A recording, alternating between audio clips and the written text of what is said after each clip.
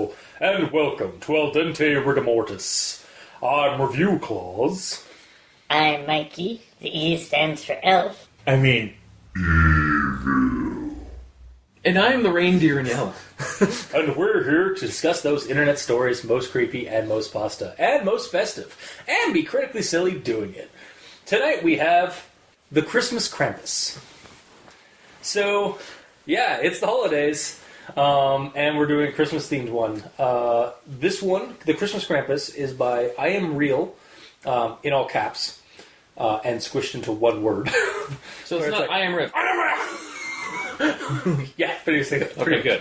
And I'm on the it's same on page here. Creepypasta.wikia, so you can check it out there, and then come back to us, or you can listen to us and then go to it and be your own person. I don't care. Happy holidays! Wow. Well, let's dive right into this one. So I'm gonna baseline cut this really short narrative because, goddamn, is this one's a fairly long one. Yep. Krampus shows up, he's creepy, he leaves, bye.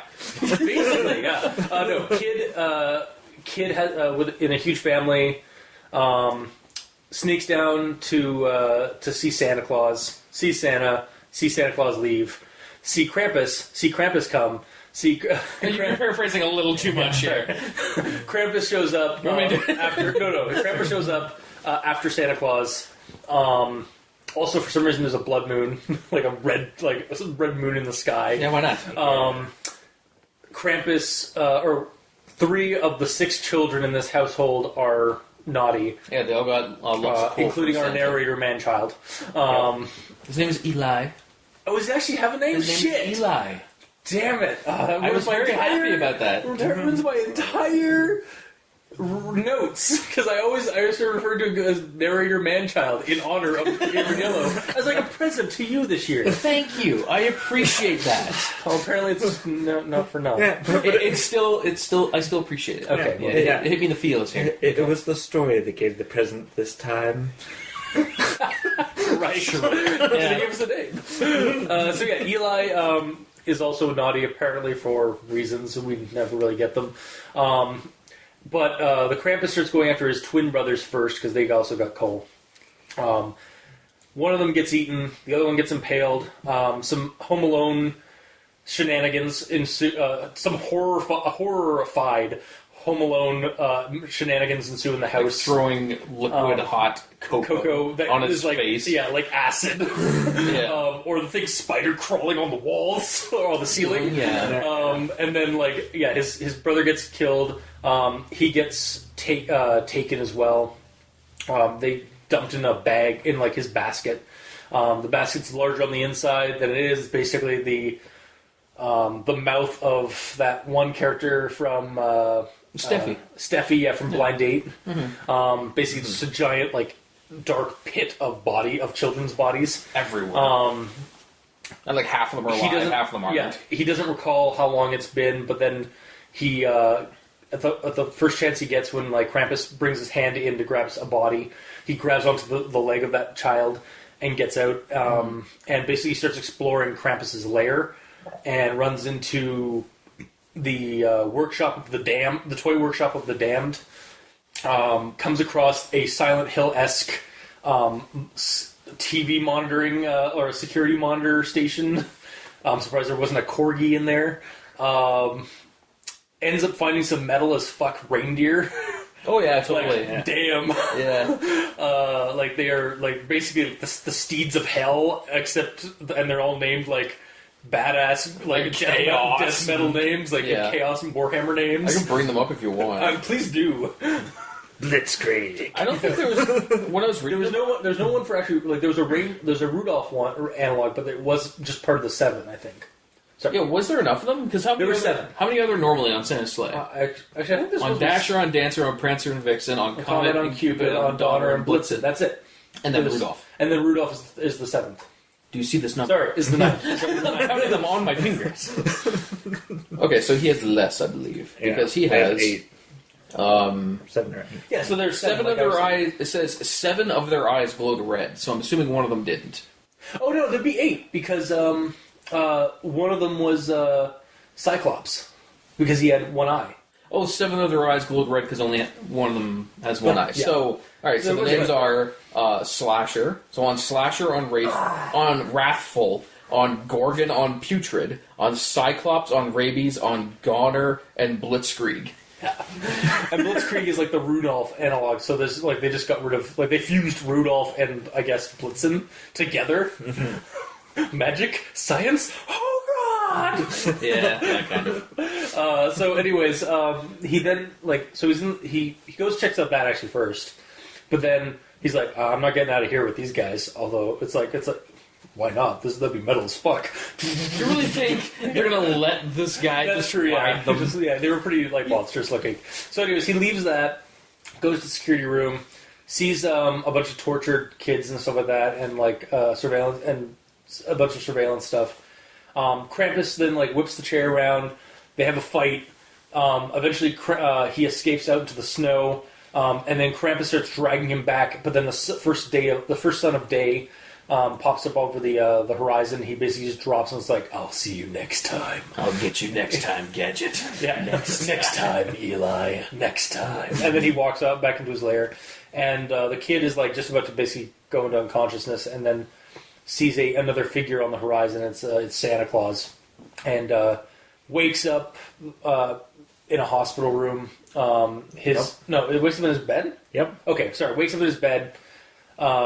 His twin brothers have been kidnapped in the night, and no one believes him that it was Krampus because who would? And yeah, basically that's where the story ends. Also the entire story is done as a journal entry for a 7-year-old who is really smart for his age. Yes. I've got some words about that. I'm sure we all do. That's Okay. my first comment. Cool. That's everyone's first comment. All right. So that was the story of Krampus. There's a lot in there. It's about 9 to 10 pages on Google You Docs. skipped a lot of stuff. Oh yeah, I did like purposely Yes, of because course. it was. So if you want to read the entire story, go ahead. So- Well, wait. no, We're bringing it back to the old L10 we're not a Creepypasta reading a podcast. We are a discussion podcast. Indeed. So, but that said, we do have quotes, and I'm going to have a lot of them for my Grammar Nazis segment. So, I'll just dive into I that. think I even have like 4 or 5. So, he was ringing a bunch of bells for something, but I just tried to ignore him and sleep. I think it should be he was ringing a bunch of bells for some reason, not for something. Yeah. Well, I guess it could go either way. It's just this one's a little bit of a partial nitpick, just because it didn't like when I read it. I was like, for something? What? it's like I guess he's like, if you see something in the distance and it looks like he's calling to it with the bells, then yes, he's ringing the something, bells yeah. for something. Yeah. But because he's just seeing Krampus there, it would be for some reason. yeah, exactly. Yeah, that's what I was agree. getting at. I agree.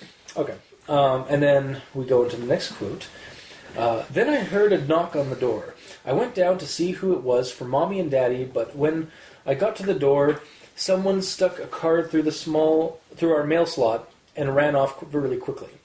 Maybe okay. This one's also a really nitpicky one, and it's just basically maybe have there was a knock or when I got to the front door, just because or there was a knock on the front door, just to actually because. That was your problem, specifically Not the door? quite. Yeah, no. The other one was maybe add before Mommy and Daddy. So I guess it could be either or. You want to know how I rewrote it? Sure. I heard a knock on the door, so I got up and went down to see who it was for Mommy and Daddy. Period. Yeah. Yeah. When I got to the door, someone stuck a card through our mail slot and ran off. Yeah, that one's kind of a bit of a run-on sentence as well. Now I'm looking at it again. Well, the weirdest part for me was where it says, "Went down to see who it was for Mommy and Daddy." Yeah, but that was my also issue with it. Yeah. Was that part there? And I was like, The way I read it as I went down to see who was at the door. Was it for Mommy or Daddy? yeah. That's the way I read it. That's when I read it out loud again. I was like, okay, no, I guess it could no. Yeah, my thing was like it should have had I went down to see who it was before Mommy and Daddy. Yeah. He got down there first, basically. Yeah. Both of How- those could work. It's just the way it was written. It could be either. Yeah. And then there's a couple of really minor, or really just remove a word, add a word kind of thing. tense stuff that I'm going to show. So, we usually have a Christmas at 6 o'clock. I think you just got to remove that A, or that A, and just like, we usually have Christmas at 6 o'clock. But what about the grandparents? They could have 2 Christmases. Yeah, one with they the could. parents, one with the grandparents. Then maybe add a Christmas feast or a Christmas, I don't know. No, specifically, Weird. they celebrate Yeah. Christmas at home, and then maybe on the day after, they go to relatives that are far away to celebrate Christmas with them. Alright, I'll concede to that. It's just, because... Granted, it is weird. Yeah, Yes, it you're right. read weird, though. You're right.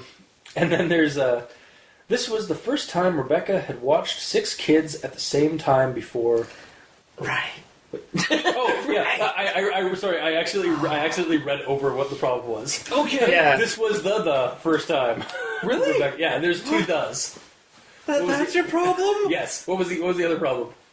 6 kids. There's only 5 of them. No, 6? 5 kids plus Narrative man. no 5 kids plus his older brother. Brad is actually the 6th I child. will name off all the children's. I wrote them down because there's so many characters. Eli is narrator. Brad is the oldest brother. Molly is the youngest sister. Levi and Garrett are twin brothers, and Rachel is the sister of questionable age. Because all they say is Rachel. Yeah. Okay. At one Rachel. point. Yeah. Sorry. What are you referencing? Friends. That show I never watched. Well, you can do South There's Park no like colors that. and games in it. What am I Oh, going to watch it for? It's in black and white, goddammit. No, it isn't. I know. I don't. Okay. I'm just confused. So that was their problem, though. Well, There's- that was my issue because And- I'd read 5 Yeah, no, of us, I understand because it and did I say, assumed that meant okay. So Brad is Nope. looking over all 5 of them, but Yeah, There's 6 total. there are actually 6 in total. alright. I understand your confusion though, because I did actually have to it Yeah. took me like a second to read. I had to check again myself Yeah. to make sure. Yes, So that section is confusing. it is. Indeed. Um, Well, not to me. I understand. Yeah. Immediately, but... okay, so this one's an issue with tense. The stories were true, and so is Krampus. I feel like it should be, and so was Krampus. No, because he's there Stories now. were true, and so was Krampus. Well... Yeah. Like the stories were true, and so is Krampus. And it's like Wow. through this entire story, he's retelling the account of what happened. No, but And he's then he also goes- saying that Krampus Is real. Or is true, yeah. It's not that he was real. Well, he was real, but he Yeah, but also you is still real. use the same. You still use the present tense. You don't Yeah. use, or you still use the past tense. You don't use the present tense, but for that one thing. But Krampus is truth. I will kill you. I will murder you on this festive day. Yeah, that's how you celebrate Christmas. I mean, it happened last year. I was like, I will fucking kill you. Has to happen once a year. Yeah. Got that out early. Jeez. And then there's this one's again. There's a lot of these grammar Nazis that are just really simple. A shiver ran up my spine as he, it, spoke. I just feel like it should be maybe ran up my spine as he ... it, Yeah. or he dash it, like the long dash that like. I've never separate- looked up the whole long dash situation. It's a thing. I know it is. I don't know Yeah. when that's appropriate. So yes, I It's would basically agree. it's basically just another version of the ... Okay. Well, yeah. Well, ellipses would work because he's trying Yeah. to draw it out because he's thinking, you know. Yeah. Yeah.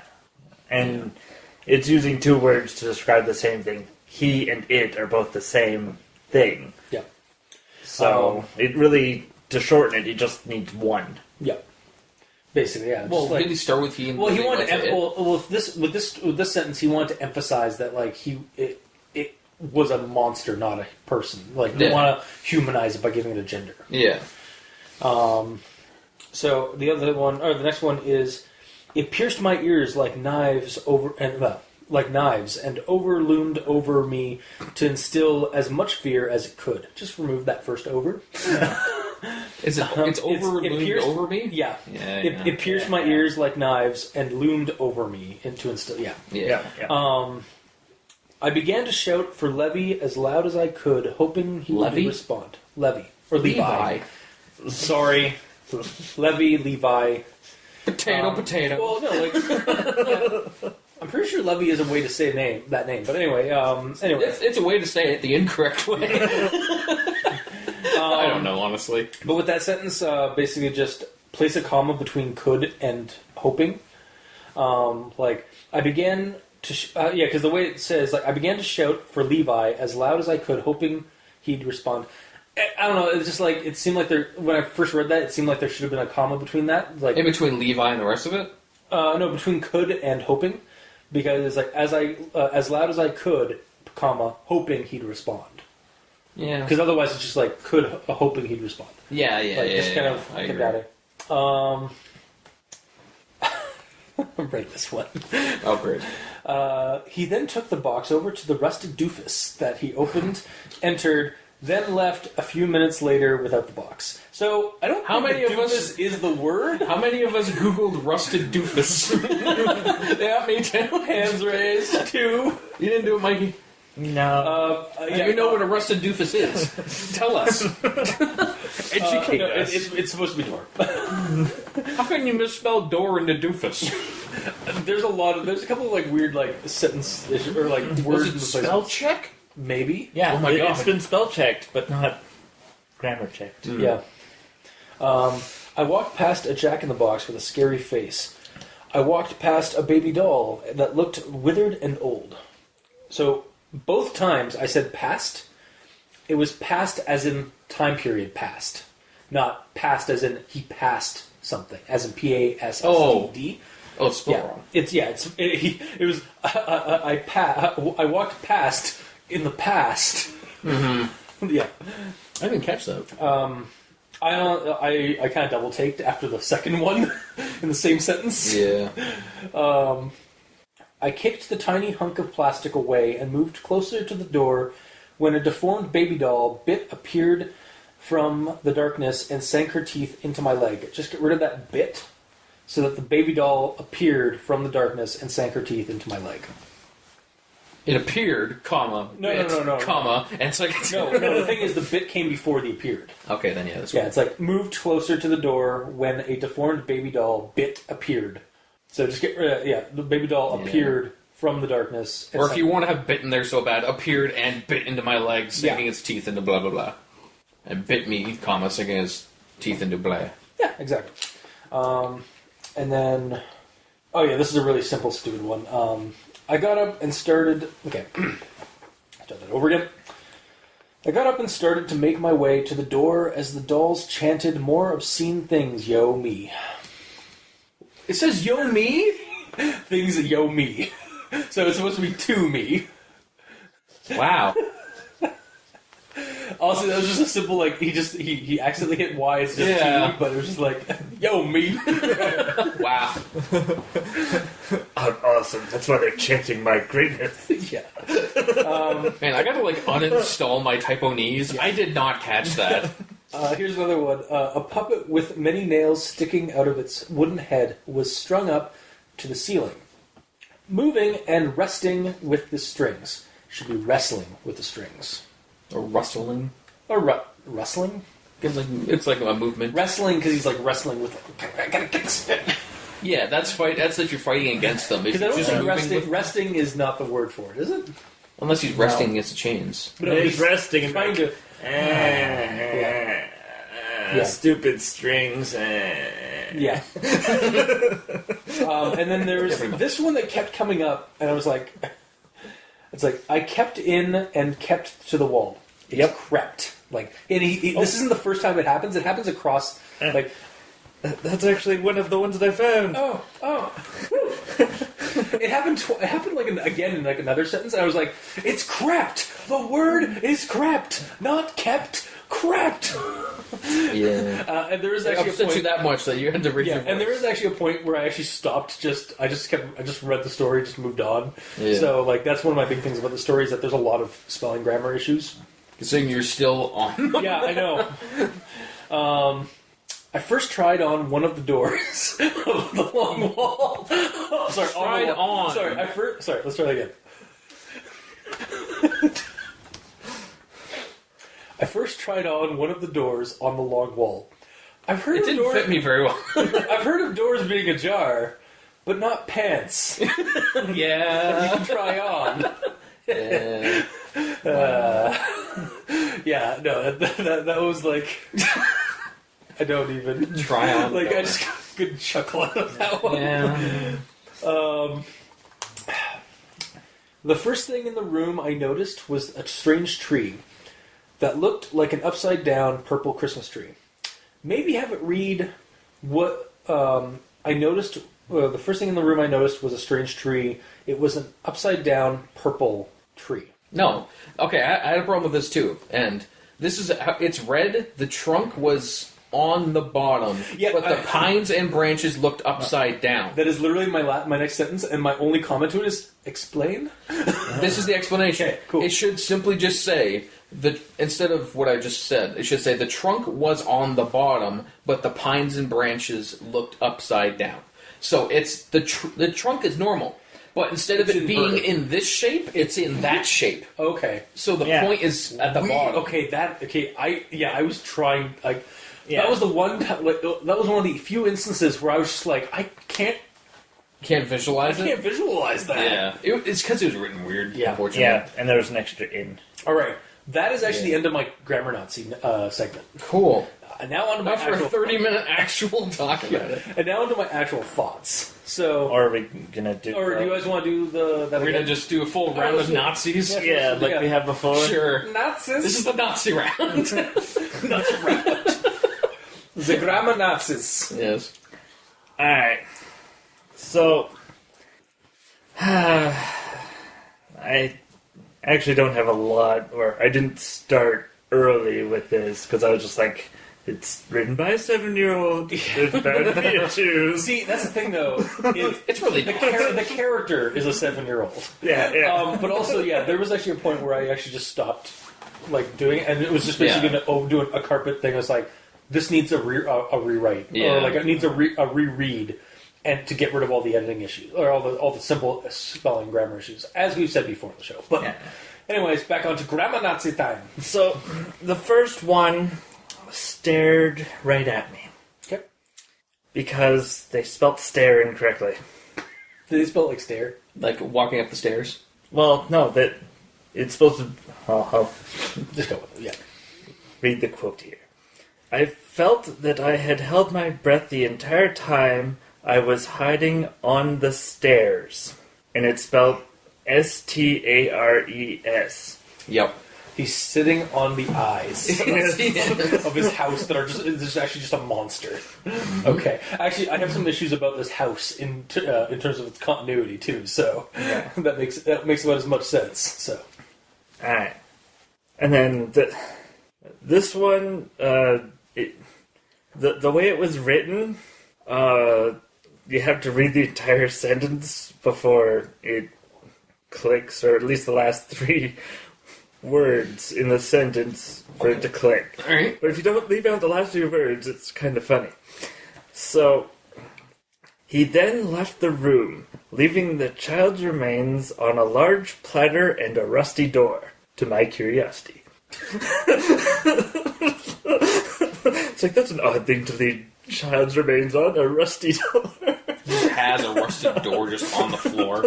I mean, maybe he's using a rusted door As a the plate. table, Or, oh, yeah, it's the table. because Improvised table? yeah, exactly, an improv table, yeah. It's pretty ingenious, actually. Why not? I mean, that's clean to eat on. It's rusted. Yeah, I mean, he's a demon. He doesn't care. No, he's not of going to course get tinnitus or anything like that. No. He has face burned off and just regenerated. Yeah, exactly. He cares about that. He's got a healing factor. He's fine. Yeah, totally. He's practically Wolverine. He's unkillable. Yeah. Alright. The next one is... The door behind me closed and I was emerged in total darkness. Pretty sure It's emerged immersed. is the wrong word. I was emerged. I have emerged. Well, he emerged from the light into the darkness. It's supposed to be emerged. Yeah, I know. I'm trying to make it work. Well, stop it. Damn. Later. Alright, I've already done that one. This one's just the one where the difference between then and then. Okay, yeah. Like, I cried so hard I'd begin Wow, and that's also horrible. Okay. You discovered something else in that story as you read that? Yeah, should we begin? Anyway, I cried so hard I began hearing a ringing. Then the chair I was in was spun around, and I was face to face with the Krampus. And that's when he's in the security room. Yeah. And yeah. And it should be then and begun instead of began. Yeah. Tenses are a tense subject to you, aren't they? Yeah. Alright, and then the next one, when he's being choked. I started feeling weaker and weaker as my head heated up. My lungs screamed for air. There's no comma or anything Okay, there, so so he's it's just... yeah. It, It was basically all one like sentence. yeah. Yeah. It's just like, as my head heated up my lungs. Yeah. Yeah. Because I mean, the sentence does make sense. Like when you're like getting, With proper punctuation. Yeah. you don't have the, like air is the coolant basically for your head and stuff, so Yeah. it's overheating and stuff, Yeah. or so turning red because of the blood and stuff. Yeah. But yeah. Alright, so I believe that's the end of my Nazi-isms. All right. And the rest is all mixed in with notes for other things. Cool. Curious, in regards to Nazisms, would you consider it a Nazism if me just reading the sentence, I'm getting tripped up in it just because it doesn't flow well, technically? Yes. Yes. That is? That is. Because it's a grammar issue. Okay. Then my first one is actually my first note. Is it the first sentence somehow? It's pretty early on, I'll say that. It's even when horrid things like this happen, people often feel, yet rarely do they admit, that they still feel a kind of holiday magic behind it, although be it a dark magic. That is all one sentence, all common. No, I get you. Yeah. I kept being tripped up on it because, I don't know, it just didn't flow well, so... What's interesting is, I guess, more or less the context to that in that sentence, because that's actually my first thought. Yeah. But I do it in a positive light because I don't think I remember getting tripped up by it. I just remember like hearing that maybe the content of that story or of that sentence was like, "You have my attention. Huh? Let's see where this goes." Really? Because it felt like it's like a good start to it, or it felt like in terms of the content in it, I can't speak to like the. I don't remember getting tripped up by the sentence itself. But the whole like kind of prepping you for a dark, festive horror story. I was like, all right, I'm sitting down. I'm going to read the story. And it's like putting you in the mood of there's Christmas magic, but not all of it's nice magic. Yeah, sometimes there's naughty magic. Yes, of course. And not in the weird way. I didn't go there. Why did you? Because the internet went there. As soon as I said it, I was like, the internet's going to take it away. Yeah, for sure. Either way, the way I quickly rewrote that is... Yeah. Even when horrid things like this happen, people often feel that... Bleh. I'm tripping up on my own sentence, God damn it. Even when horrid things like this happen, people often feel, but rarely do they admit, that they feel a kind of holiday magic behind it. Ellipses. A dark magic. It kind of like leaves the... I don't know. Because it's revealing that there's a dark magic... I'm just going to reread the first one. Yeah. It's like all commaed out and... Yeah, okay, so even when horrid things like this happen, people often feel, yet rarely do they admit, that they still feel a kind of holiday magic behind it, although be it a dark magic. I don't actually have a huge issue with that. Yeah, it's not a huge issue with me. It's not quite a run-on sentence because there's enough breaks. There's a lot of breaks in it. Yeah. In fact, that's probably one too many commas. Which makes it run-on sentence. Like it could have been, it could have actually probably done with a sentence or like a break period somewhere there. Mm-hmm. But yeah, as an actual like laid out as a story, I actually don't hate that. I still don't hate that sentence. Mm-hmm. But essentially, all I did was take two commas out of it and put an ellipses in. Okay. And I got rid of a few words just to shorten it up. Yeah. Okay. Sorry. No, it's fine. I'm not just talking to myself here. I'm talking to you guys and the internets. Yep. Speak up, internet. We can't hear you. Yeah, really. Are you okay? Internet. All right then.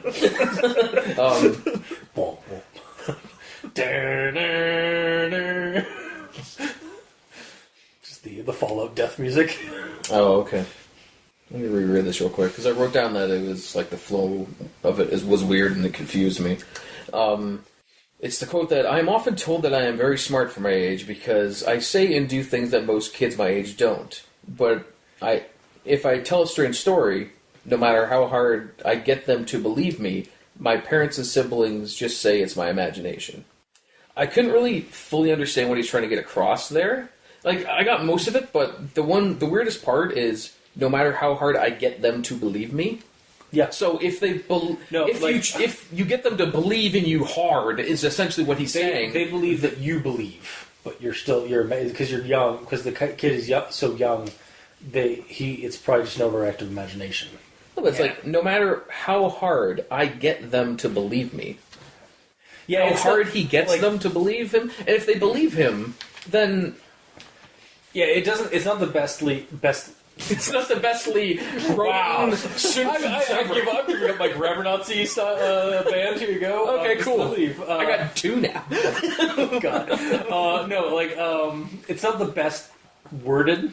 Yeah. It definitely could be improved. I kind of understand what it was saying. Like, it's basically, no matter how hard, like, even though he's able to get them to believe that he believes something happened the way it did, they still think that it's all in his head, or it's like false memory stuff. Maybe. The way I got across, the way that it came across to me is like this. I'm often told that I'm very smart for my age because I say and do things that most kids my age don't, comma. So people believe me on most things I say. So that, right at the start, says he's a smart kid. When he says stuff, people normally believe him. Yeah. However, if I tell a strange story to my parents and siblings, they say it's just my imagination, no matter how hard I try to get them to believe me. Gotcha. Yeah, That was better. That's just family. Yeah. And siblings. Yep. Well, which are family. You are right. Never mind. No matter how hard we try. Yes. They aren't. I'm not sure if I have any more, to be honest. Oh, here's one. Oh, no, you actually... That's the stairs. Yes. Stairs. I missed that note. Okay, yeah, that's it. Cool. All right. Then I will continue with my actual thoughts. So yeah, basically, I liked the first that first bit. Where it's just like kind of like it's like some people rather they admit it or not, like there's a holiday magic behind it, even a dark magic. And I was like, all right, you have my attention, story. Mm-hmm. Let's figure this out. Like, I just like that whole dark, festive sentiment for a narrative. Kind of very fitting for a whole Krampus story. Like, I mean, I think even the Krampus movie kind of takes the movie Krampus kind of takes that for it.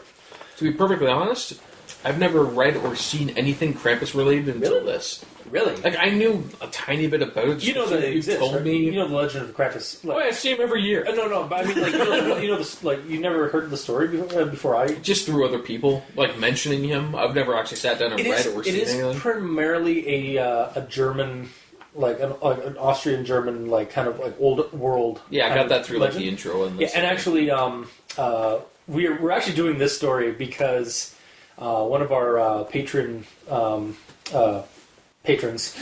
of our patrons, Rivelroth, suggested us doing a similar thing to the Krampus that from his country, but I cannot remember the name of it. I'll leave the wiki page in the description for that thing.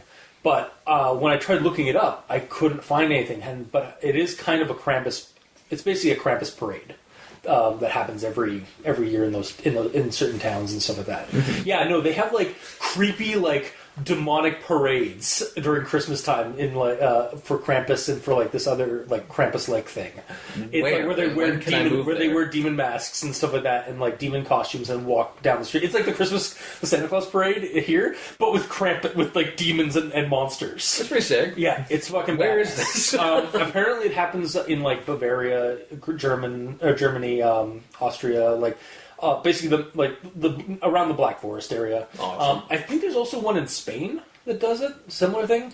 But yeah, basically, old world stuff is metal as fuck. That's awesome. Yeah, it's a metal as hell like Santa Claus parade. Fuck. So that's weird. Yeah, I know, no, dude, it's a metal as hell Santa Claus parade. That doesn't sound like it should be something that happens, but it does. Yeah. That's amazing. Well, it just goes to show there's a lot of like good like it's also like it's weird because it's like celebrates the boogeyman Yeah. for Christmas. It's also kind of similar to like the whole mummer thing in like Newfoundland and Pittsburgh. Like they have parades of people like dressing up as like basically breaking and entering people. And like some of them, like some of the costumes, like especially for like the Inuit and like the Jannies, they're called, I think. But there's other names for the bummers and stuff like that, where they have like weirder costumes, like get-ups, and like they're straight up like monstrous costumes. But anyway, yeah, going back to this. So yeah, I tried finding something on that, and I could not. So I decided to basically. Next best thing is basically just try and find a Krampus story, because Krampus is a little bit more mainstream, a little bit more popular nowadays because of the Krampus movies. There's like I think like last couple of years, like 2 or 3 Krampus movies came out. Oh yeah, around the same time. So yeah, does he look like a satyr? Like how they? Yeah, no, it's straight up like a demon. Like it's like, and like that's where the whole like coal thing comes from. Like in modern Christmas themes, like oh yeah, you get like a lump of coal if you're bad. However, in the Germanic folklore stuff of it, the reason why Santa puts that coal there is what they do in what the Krampus does in this, It's where to tell basically it's Krampus like, to go get these kids. This is what excellent, and then he uses a sack of he basically like kidnaps kids and like takes them away and or like torments them and eats them and stuff like that. Yeah, no, he's not a very happy. It was a dark times. Yeah, you fuck up one year, you're just fucked up forever. Yeah, Because exactly. you are now dead. Well, exactly, and that's a lot of like old folklore. It's basically like don't suck your thumb because the scissors man is going to show up and cut off your thumbs. That's Never heard that one. That's a Germanic folklore thing. It's like the scissors man. It's like giant rusty like cutters, and if you suck your thumb, he's going to show up at your house at night and lop off your thumbs. Wow. Yeah, Just scaring people. yeah. Like Scare the kids, Yeah. so they don't do things. Scare them at a young age. Yes. But yeah, so going back to my notes on this. So here's the quote for something that just kind of like, it's kind of silly. Mom told Brad, my oldest brother, that we would have a babysitter because she didn't trust him to watch all 5 of us by himself. Jesus, where do all these siblings come from? Like, they show up out of nowhere. I was like, also, damn, that's a huge family. Wait, all 5 of us? Because they didn't include Brad in that. That's what. Because Brad is The one that's watching being the told- other 5. Yeah, he doesn't. They don't trust him to watch the other 5. Yeah. That was the hiccup I think for both. That's of where us. you got. Yes, I got confused initially, and then I was like, "Oh, wait, there's 6." Okay, and then I had to go back to. Oh, okay, that's why. Yeah. Also, this story, or rather account, because they treat it like an account after the first paragraph or so. Nice. They're like, it's like December 12th or then December. Didn't they do that once? Yeah. They do twice actually. Well, they change it once. December 17th, and they change it to December 24th because that's when everything happens. It reads well at first as a smart, even gifted 7-year-old. Initially, the initial entry does. However, I can't. I could have gotten. I kind of got stuck, or I kind of got sucked in with the whole Harriet the Spy style of like well-written kid account. Like, but at a certain point, like as it goes, especially when he starts like going to detailed flavor of like seeing Santa Claus and like dealing with the Krampus and stuff like that, it became more just this shouldn't have been an account and it should have just been a third-person story. Yep. Where like he's an 80-year-old man reincarnated in this 7-year-old. No, like it didn't read. It's at a certain point the writer kind of fell off the whole idea of, or like fell like didn't go back and like read. Like, okay, that doesn't sound like a 7-year-old, even a smart 7-year-old. The whole thing doesn't sound like a smart 7-year-old. The initial one I was able to just like kind of like, all right, this is a super intelligent 7-year-old. Who's really well read or well written. Okay, I'll buy that for the story. And then, but as it went on, it became very hard even for me to keep suspending my disbelief because it was very flowery and like if you're a 7-year-old, and even if you're like really intelligent and really like good at writing, you're not going into this much detail over traumatizing events that are happening like this.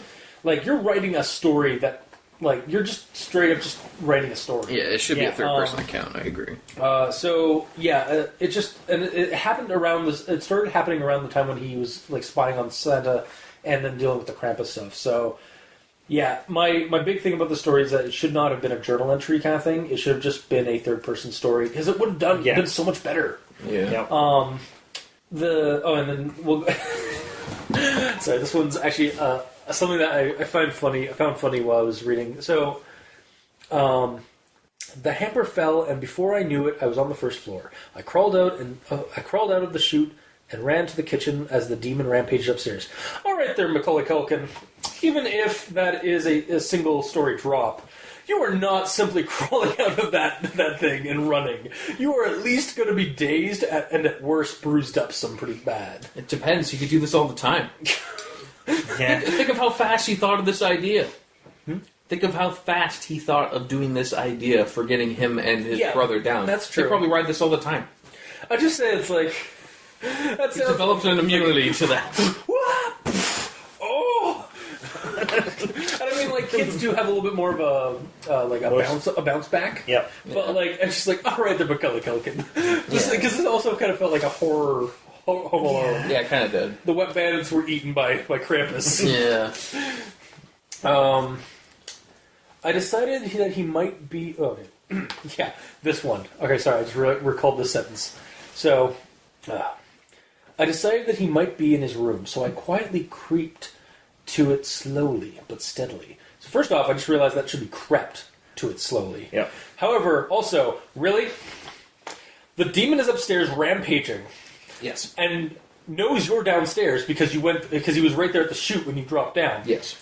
And you're going to slowly and cautiously go to your bro's room. Yep. Yes. All right.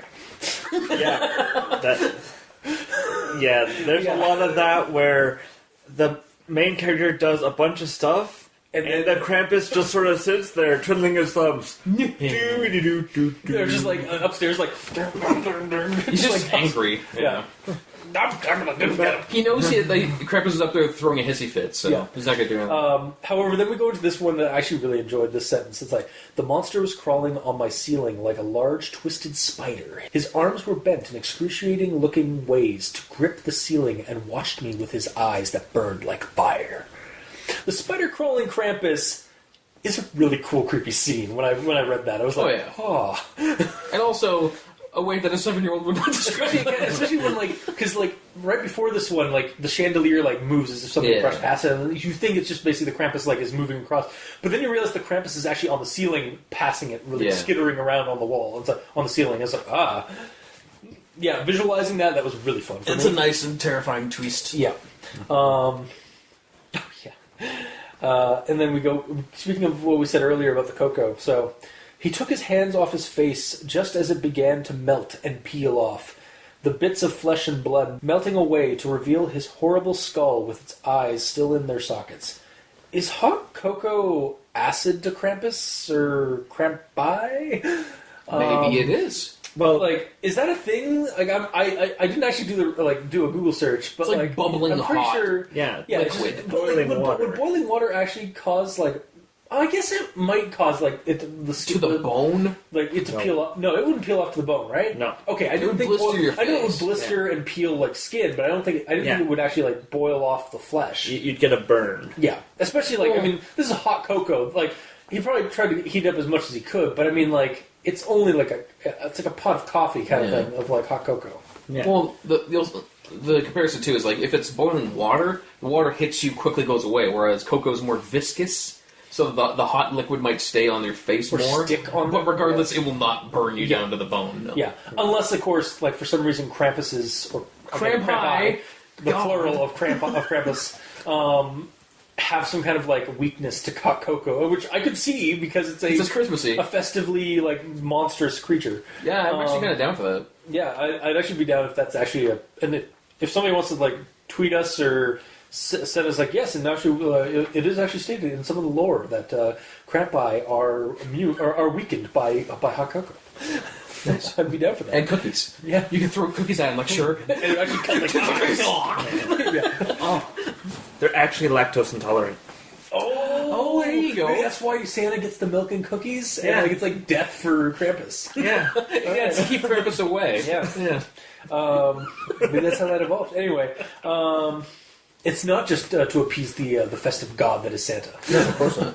Like an offering. Anyway, so here's and then right after that sentence is like, it froze for a while, and for a brief moment I was happily assured and content that the Krampus was dead. Why?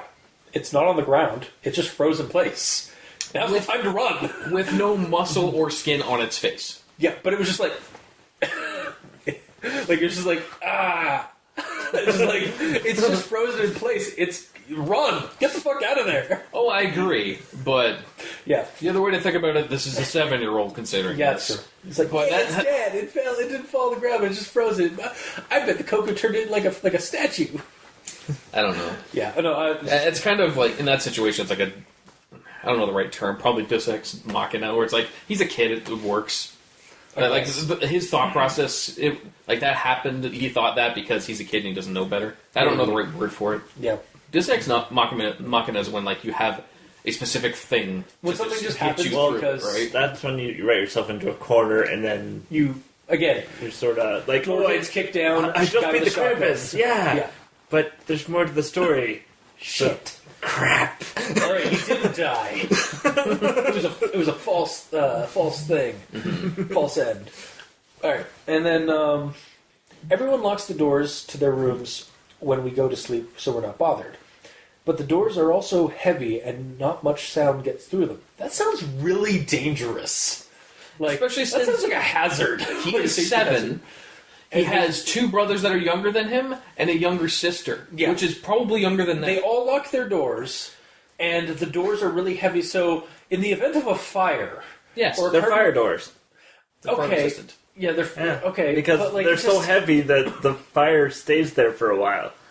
So when the fire is in the room, it stays in the room. Yeah. It doesn't burn the But, rest like, of so, it. like, why would you like? I understand like closing your door, but But why locking. but locking is just like again, it's a It's hazard. Like, horrible parenting. yeah, no, it Because is. if you have a child who's... I'm going to be generous and say that the youngest one's 4. Yeah, we do in terms of age. Yeah, Yeah, like, your parents, you're supposed to be paying attention to your kids. If one of them starts crying or something, you can't hear it because you soundproof their room. yeah. Well, that's why they have baby monitors, and they only have them for a while until, they're old enough, then if they're crying, that's their problem. I mean that is a thing. And they put locks on all the bedroom doors to explain that all the doors have locks because the parents' bedroom needed a lock on it because, they don't want the kids seeing them bunk uglies, Of course. Clearly, And rather than having just their room with a lock and their kids questioning, well, why is your door locked? And mine doesn't. It's like, I just have them all locked. And then they won't ask stupid questions. And then we'll put Mommy, the agent.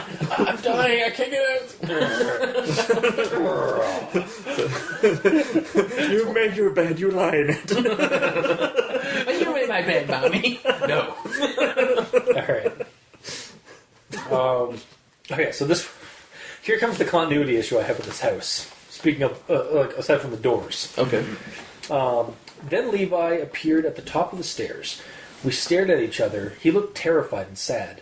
I started to walk towards him when suddenly my baby brother was impaled by the Krampus's horns. So previously, before this, our narrator, Eli, was downstairs with the Krampus in the living room. Yep.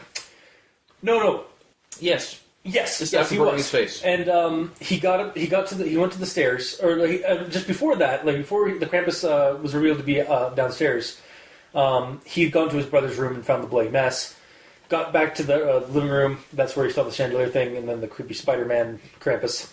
And then he got to the stairs again, and Levi was at the top of the stairs. But then so was the Krampus behind Levi as he got impaled by him. We both have points. Yep. Okay. Mine's one word. Oh. Mine kind of is too. Is yours the same word? 1, 2, 3. Crampi.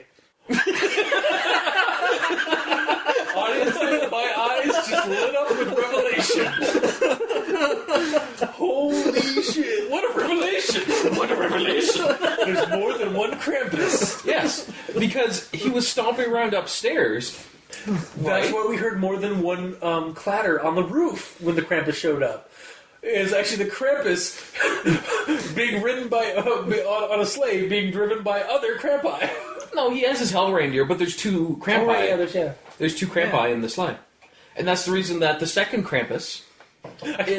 Sorry, brief thing. I just kind of want there to, like, whatever, like you know how, like, just like that sparkling, like, thing whenever, like, the reindeer, when Santa's reindeer go by. I just kind of want, like, whenever Krampus's reindeer, like, driving the sled, it's like, just across the sky, just this echo, this drifting, like, muted, like, metal just playing in the sky. That's what the second Krampus is there for. He's sitting on the edge of the thing with his knee up, playing it's like a Mad Max, like, Fury Road, where the guy with the guitar is like, it's that freaking guy. Totally.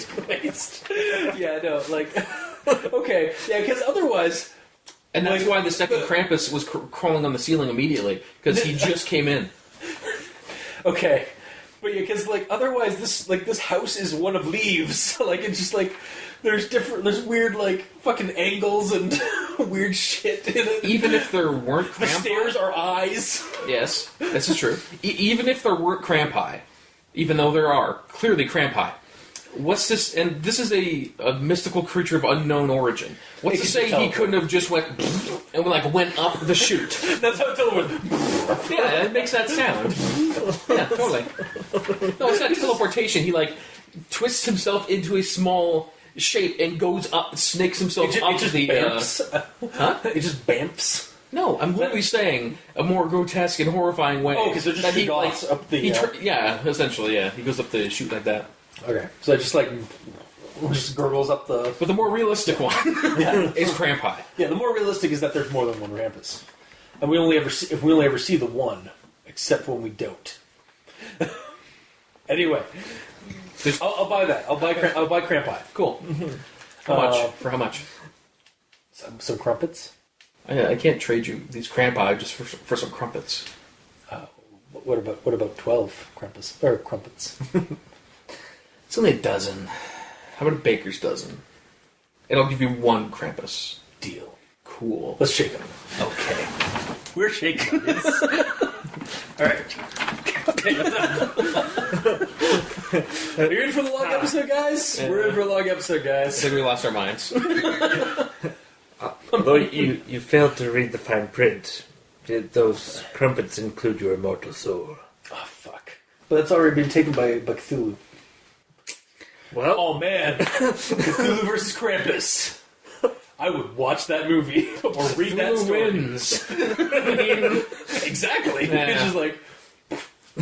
Yeah, that's not fair. Anyway, back to the story and my notes on it. Oh right, because that's a thing that we are critically silly doing. Oh yeah. So speaking of continuity and just like issues that I had with it. Then we get to the part where he's like trapped inside the birch bark basket of the Krampus, yes. on the Krampus' back. I waited what felt like millennia to escape, as new kids would fall in and join the confusion to show how much time had passed. What? Like, okay, I get that. Like, I waited what felt like millennia to escape. That's what I said. And then new kids would fall in and join the confusion to show how much time passed. As in, he's in there, and he's probably seen countless kids coming in. Yeah. So Yeah. It's like counting the kids to like tell the time. No, essentially, like, Or it's like because he's saying that it felt like a millennia. yeah. So he's probably seen thousands of kids getting thrown in here. Alternatively, it's like he like one of the kids like draws it. It's like, what year is it? Yeah. Do you have the time? But all sound is muted in there. They already mentioned that. Just like He would have to have taken a kid that knows sign language. Yeah. And he himself would have to know sign language. That's the only way anyone can communicate in the Mallet universe there. Yep. Mallet space. Yep. And then we're gonna go to Okay, so this one's when we're in the Krampus's lair. The door behind me closed, and I was immersed in total dark. So the door behind me closed, and I was immersed in total darkness. Yes. I got out my phone and used it to barely light my phone. Why did you use? Wait, hang on. Why did you have your phone? When you went down to the stairs, you would have gotten out of bed. Also, why weren't you taking pictures this whole time? Yeah. Also, why aren't you calling somebody like the authorities or your parents? Yeah, that's actually the immersion breaking point in the story for me. Where'd you get that phone? You just had that in your PJs? Yeah, the whole time? It's like he just puts it's like, oh man, I'm in darkness. And all this just happened. I'm in a dark area. I need a flashlight. You have a phone. Yeah. Yeah, and It's like the biggest plot hole. yeah, because So far. he's been put to bed, Yeah. so he's in his PJs. He wakes up. PJs don't usually have pockets. No. Here's the thing, though. Pulled out his ass. Yep. Not necessarily. He got put to bed, yes, but did he stay in bed? No. He got up to look for Santa. Did he not have a So he brought his phone with him. It's It'd not be like, mentioned at okay, all in the story. it's not mentioned. It should be. It should be, but maybe he brought his phone with him to take a picture of Santa Claus. I'm just But saying, because like, he was so bamboozled at seeing Santa, he forgot that he had his phone with him the whole time. So the whole time he's running around with his phone. Throwing the coffee. See, I had to throw coffee or cocoa while holding a phone. Yep. Now, it's Schrödinger. I'm trying real hard. I know you are. Yeah. You are trying desperately. Yeah. You're clinging at like every possible thread. Yeah, pretty much. yeah. It should have been mentioned. darkness. No, and emerge in darkness. It would have been funny, like, he has his phone, he keeps dropping it, and, like, even though Krampus is coming, he's like, let's get my phone. To show, like, how attached to phones people are now. Yeah. I just like it just comes out of nowhere. Yeah. It's just like what? Yeah. Yeah. And I get it. He's a 7-year-old. He's like not going to think of the first smaller thing. But like kids are brought up when they get phones. They're brought up that phone is your connection to the authorities. Yeah. Why have Why have you not tried to call somebody? Also, Like, he's 7 years old, and he has his own cell Okay. phone? yeah, Hold nowadays. on. that's the Seriously? thing. Yeah, dude. I actually looked up German statistics, Okay. Cool. and in 2014, 20% of 7-year-olds had access to smartphones. in 2014, so it's only risen probably by that since that. This was a 2013. Yeah, so it was slightly less than was it? 20%. Oh, okay. I did not realize. I did not realize. Yeah, there was that. years on it. Okay, so there's that. Yeah. Oh, right. Yeah. Duh. 2013. Right. Yeah. So 20. Yeah. So It's possible. He's part of one the in 20%. 5 7-year-olds in 2014 had Well, a cell phone. There is 6 of them. There is 6. So And also he's they- the one with the phone. Also, they live in a house that's big enough that they have a chute for the frickin' laundry. And that the Krampus is able to is 8 feet tall without the horns. And he's able to walk around, so there's cathedral ceilings everywhere. Yeah. Yeah. Yeah, And able to like crawl on the walls or on the ceiling without being like hampered too badly. And the fact that, like, the parents have bought, like, giant steel doors for all the rooms Yeah. that are completely soundproofed. Like, there we go. Nothing's getting out of there. Exactly. The windows are barred. Exactly. It's really just it's actually not a. This guy's family is actually not a like an actual like family. It's just an orphanage. Oh, jeez. They go full dark. Yeah. And then one of my other notes is that it might have been more believable if the kid was 12 to 13 years old, because in the statistics, 85% of 12 to 13-year-olds in 2014 had cell phones. That's a lot more plausible and believable. Yeah. However, he is one of the. It still is possible that he is one of the 20%. Yeah. That tickles me a little bit. Just the whole. Yeah. But like again, like, oh man, it's really dark in here. And then if there was another person there, I'd be like, if I was like next to him like through this entire encounter, I'd just be like as another 7-year-old or something saying, I'd be like, dude, where the fuck did that come from? Call the cops. Yeah. Call the government. Well, here's the thing.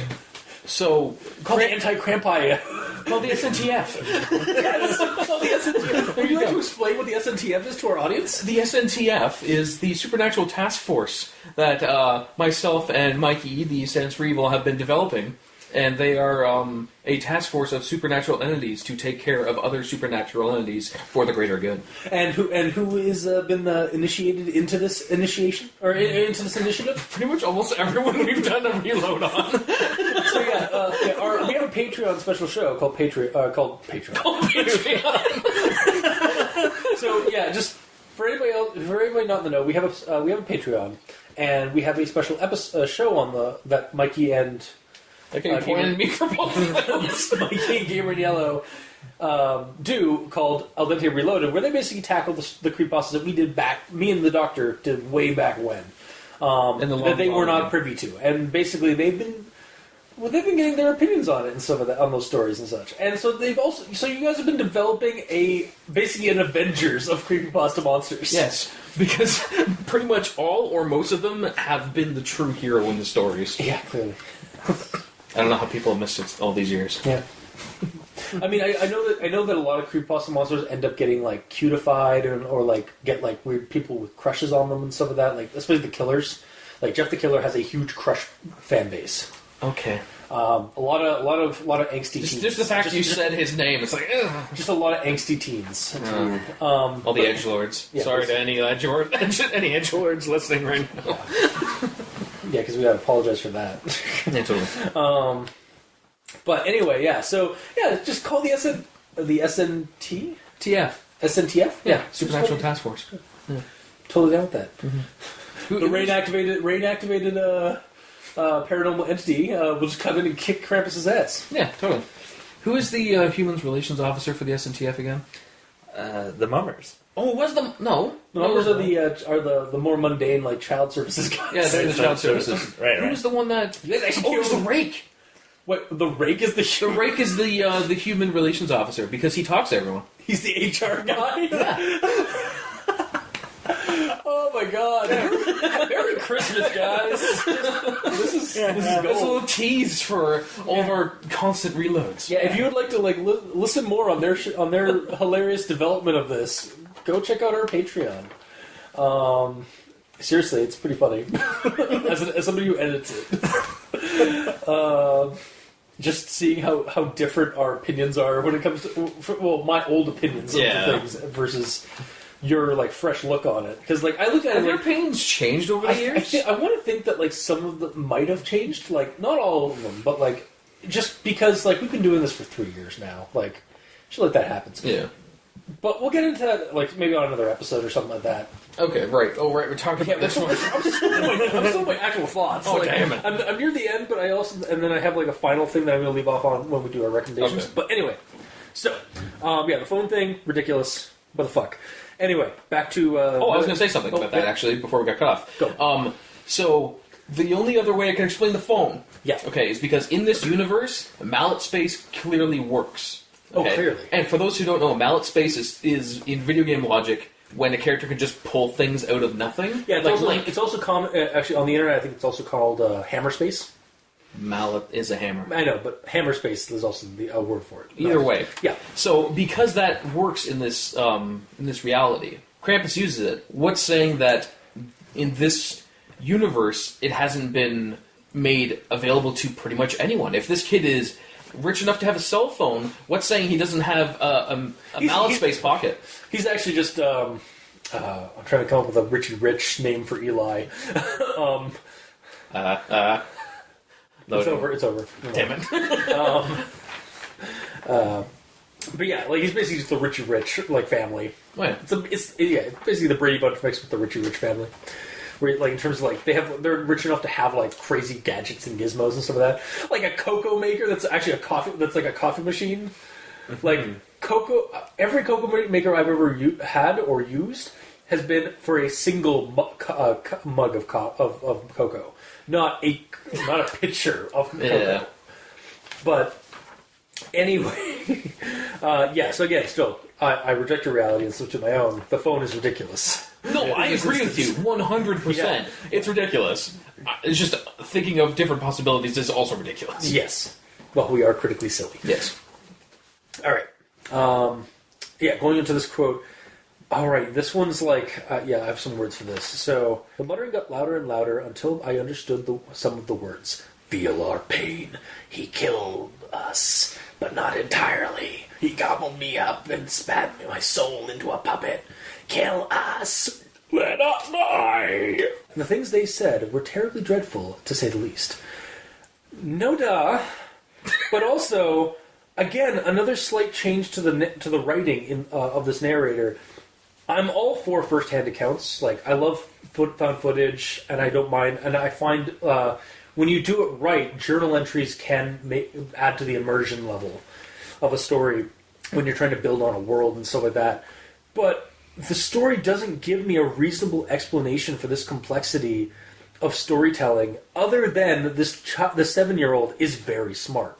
I was willing to forego it initially, but as I kept reading, it's like, this is not a 7-year-old's diary entry. No. Or journal entry, sorry, for boys. It's straight up just, it should be reworked completely. Yeah. As a third-person perspective narrative.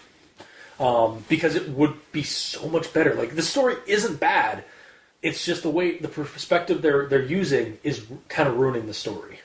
In terms of, or you basically just have to ignore that about the story. Well, about that area too, I don't think I made a note of it, so I'll mention it now. When the puppets are all chiming in and saying all that stuff, it almost seems like they're saying it because they have to for the plot.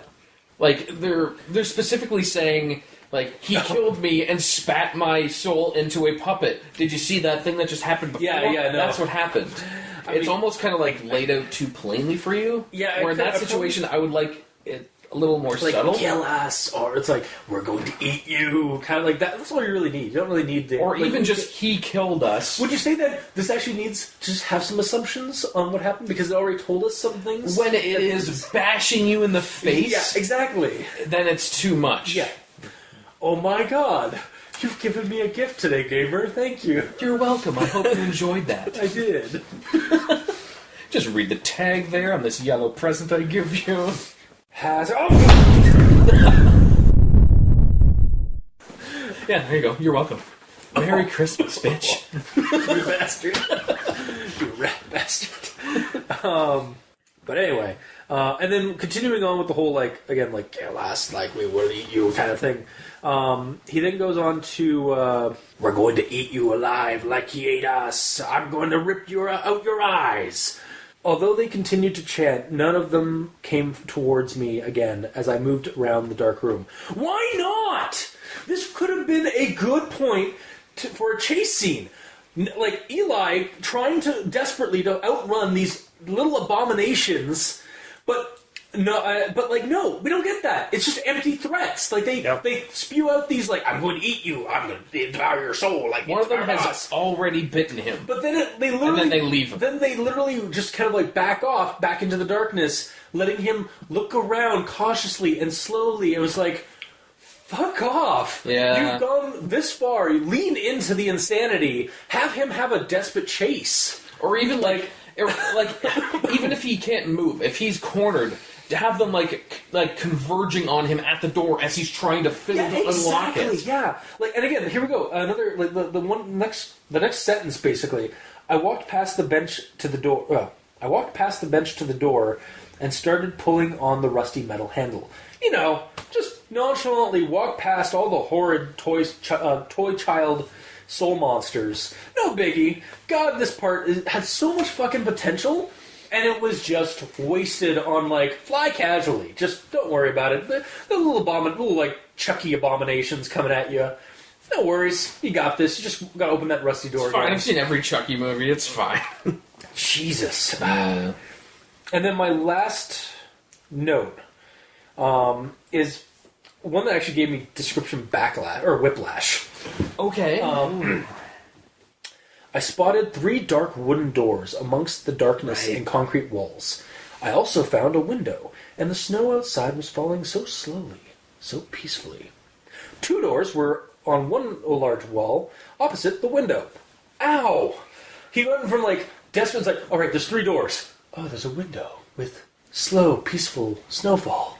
Anyway, back to the doors. Yeah. It's like, ow. He has ADD, obviously. Yeah. He needs some Ritalin. Yeah.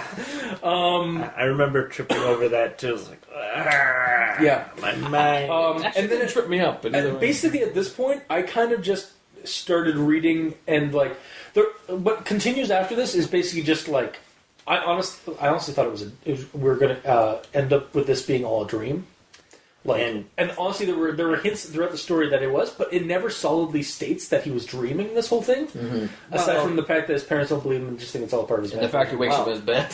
Yeah, like there's that. He goes to bed, and then he wakes up with a red crimson moon. Yeah, in the sky. so he's clearly dreaming at that point, and then later he actually wakes up in his own bed. Yeah. So it was all a dream. I was expecting that, but like it really wasn't mentioned at the end, like, or it wasn't like not even that, like, it wasn't even like it was like subtly stated. It was kind of just like, yeah, he wanted his bed, but like it's as if like I guess it could be at the end that it was all a dream kind of thing. But when I read it, I was finishing the ending of the story. I was like, it really didn't tell me that this was a dream sequence. You know what would be nice? If he wakes up like that, so it's like, you're thinking, was it a dream? And then it shows him wake up, goes downstairs, and his mother or father is cleaning a spot in the living room floor, and he's like, what's that? It's like, oh, there was a random spill of cocoa here in the middle of the living room. Da-da-da. Or all the marks on his body and stuff like that, from like the bruises and stuff like that. Oh, he should be bleeding and everything. yeah, because he was whipped. Yeah, like that kind of stuff. I mean, like, I could kind of buy, like, he was actually, like, basically fantasizing, or, like, his dreams were, like, consoling him for the fact that somebody kidnapped his twin brothers. Yeah. But it happened while he was sleeping. Yeah, exactly. Yeah. So, like, because the mind can sometimes add things, like, like external stimuli from the body. Yes, yeah. But we've established that these rooms are soundproof. Oh, yeah, that's true, yeah. That's the door sound. Yeah.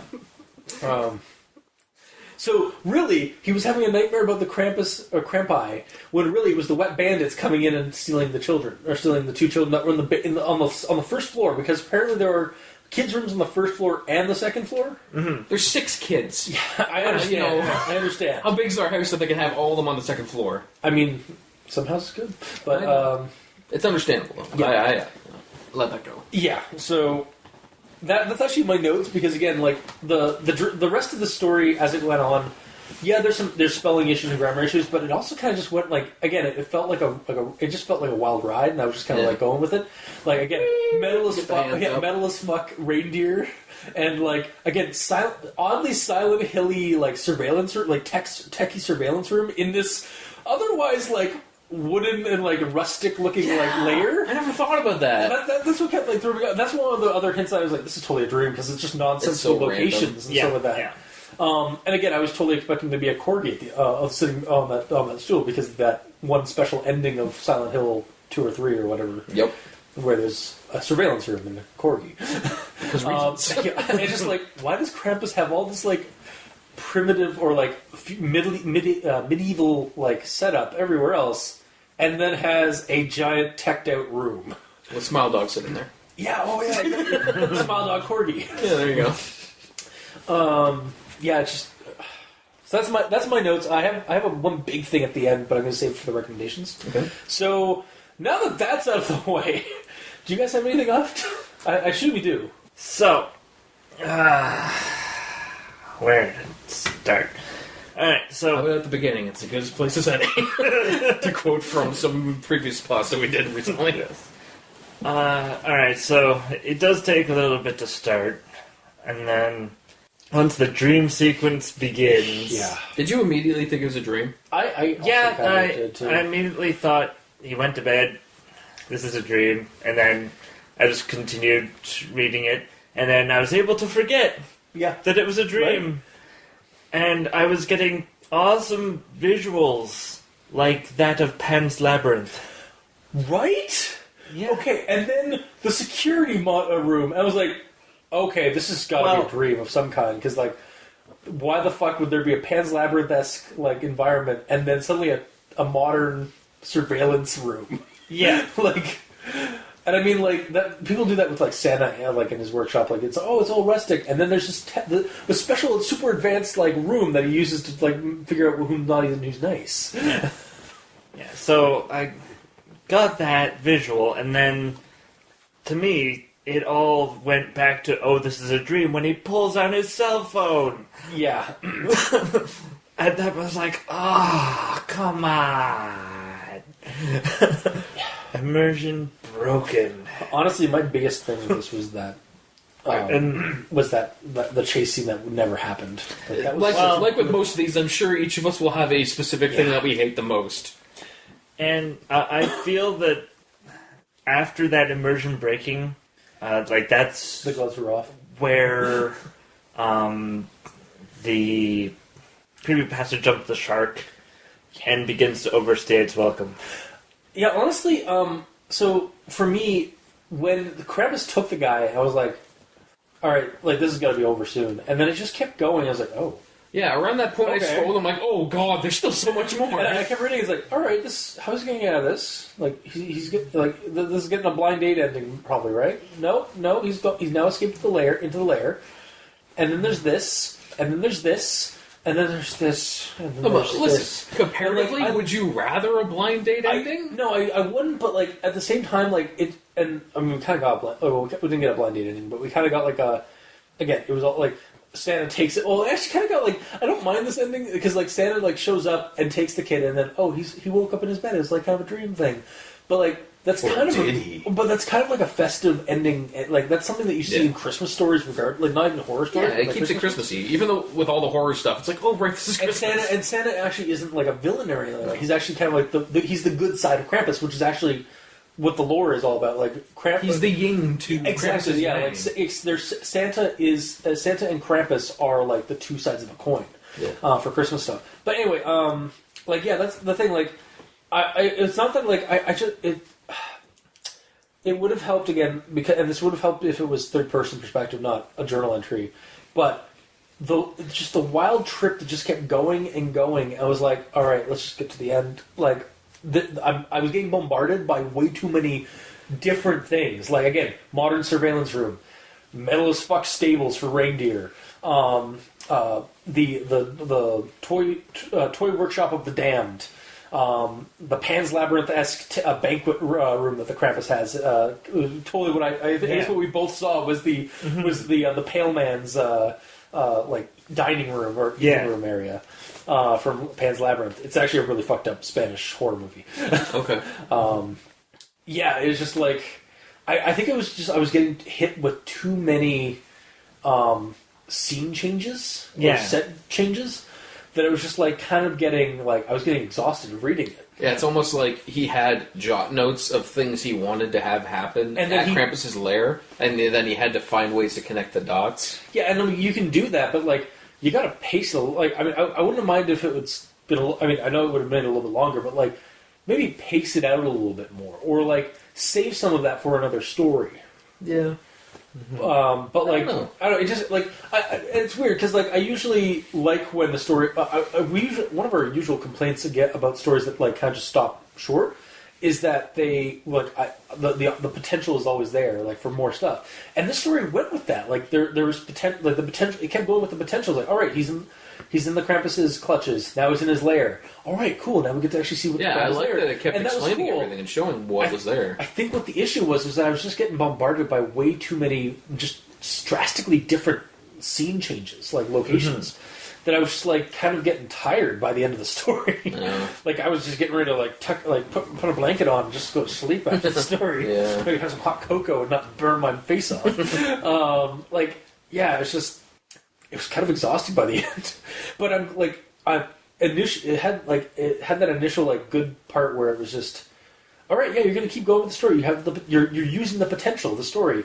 I mean, and then you also missed a couple of good potential spots like the chase scene in the Toy Story, Toy Story of the Damned. But yeah, it just that was my biggest issue, and I think that's what your issue was too, right? Yeah. was that it just kind of kept going and Yeah. kind of overstayed its welcome. Yeah, like there's a fine line with that, right? Like, and I think it's also has to do with like the pacing of it, like because we just kept getting hit like shotgun blast after shotgun blast of scenes. I think I figured it out. It's because after that point, they introduced the Energizer Bunny.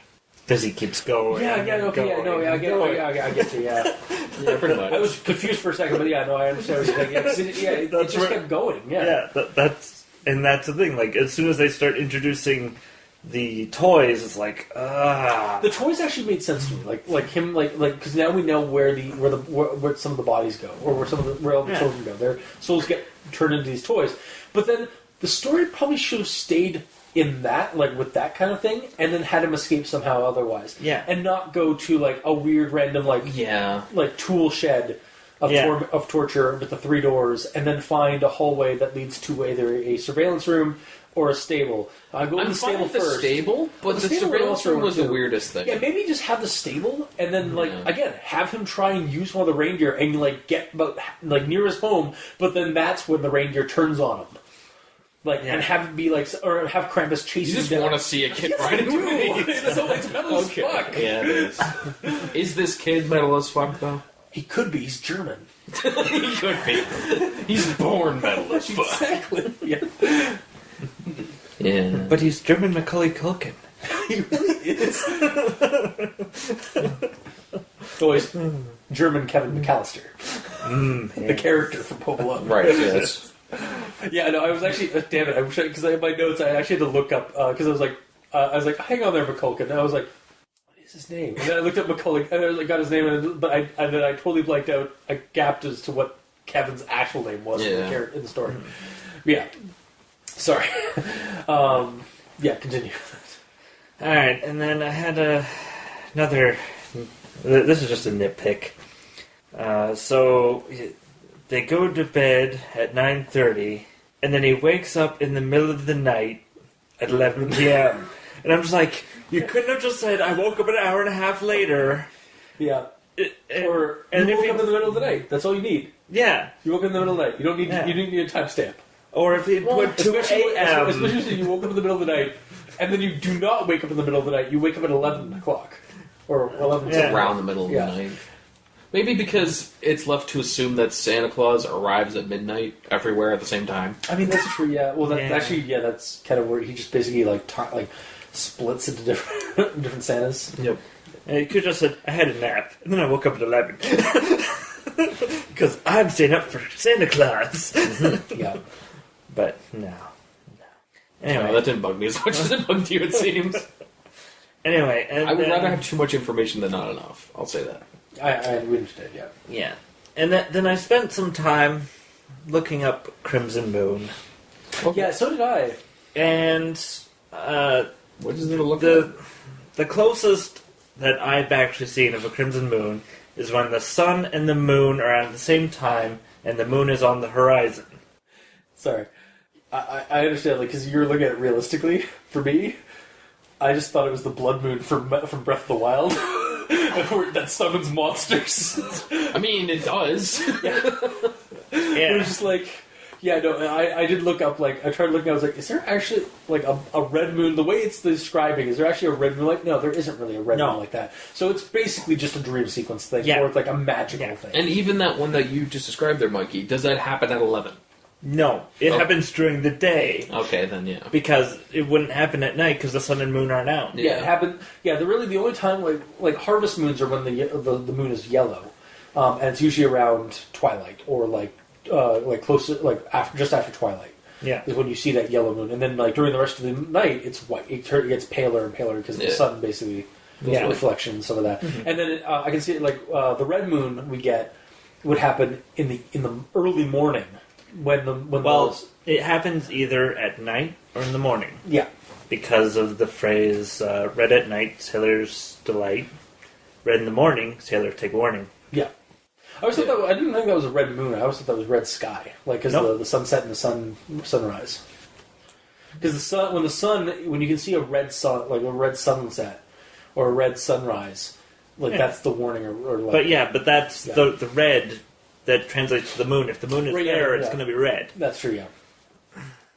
Yeah, so like as soon as there's a a blood moon at 11 o'clock in the evening, at that point I'm just thinking, yeah, it's the blood moon from Zelda. There's magical creatures traversing the sky, right? Exactly. Oh yeah, and I can buy that. Like that's how and that's why nobody ever sees it. Is because everybody's asleep waiting for Santa. Mm-hmm. So they never see the blood moon come up to summon Santa and the Krampus. Yep. Totally. Yeah. And then I took it one step further, Great. and I actually looked up what the moon cycle was for December 24th, In Germany? 2013. Well, Oh, for that it's the moon. specific day. It's the moon calendar. Right. Yeah. No. Okay. So the moon, Right. It wouldn't be the. Sorry. I wow. So. A brief aside. Back in the summer when we were in Newfoundland. My dad posted on Facebook on Facebook. It's like, oh man, beautiful harvest moon, like full harvest moon over in Newfoundland. And my cousin replied, "Oh man, really? Is it the same? Do you guys have the same harvest moon that we do? Is it the same moon cycle that we do?" Basically, she didn't realize that the moon doesn't change regardless of where you are, and I just had that fucking moment. Oh my god, I am as ditzy as my cousin. For that brief instance. Okay. anyway, I'm just gonna go kill myself. No. Holy so crap. the moon was actually a half moon. Oh, okay, so... Does it say specifically that it's a full moon? No. Well, then whatever. But, I mean, when you envision a crimson moon, You think a giant full red moon. You think of the blood moon. Yeah. It doesn't have to be, though. I know. It could be a red crescent going through the sky. We're also being... Like a flying red blade. Also, generally, like, harvest moons and, like, the red moons, like, in the morning, are usually full moons. Like, you generally don't see the crescent one like that. They're not magical Santa and Krampus summoning moons, though. Yeah. So it could be in any shape it wants to. Oh, man. What if we've always got it wrong? What if Rudolph actually isn't an actual reindeer?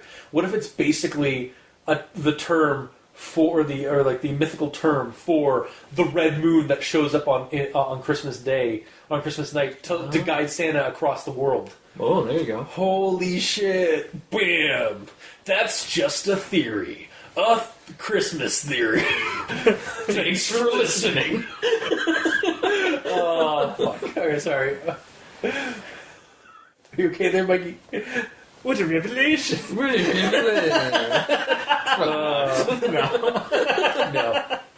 I just had to throw that out there. But yeah, anyways. Alright, so I think that pretty much covers... He went critically silly about, like, well, let's see if this moon is actually full, and no, this author obviously didn't do the research. I really shouldn't have to. What a specific thing. So clearly it was a dream sequence. Yes. Of course. He clearly should have said crescent moon. Well, it was going a crimson moon. Like At the alliteration. Yes. Jesus. Or half moon. Yeah, or crimson half moon. Yeah. Because of the powers that work, it could be in the shape of like a pentagram or something. It could be any shape, really. Alright, but so on to my notes, I suppose. Yeah. Are you done? Yeah. Shit. Alright. I guess I covered a lot. You did. You really did. That you did. Yeah. So, first note is just a note I made while I was reading it, where you're saying, this is my name, I'm 7 years old, as I write this, I confide in this journal something I can't tell my family because they would never believe me.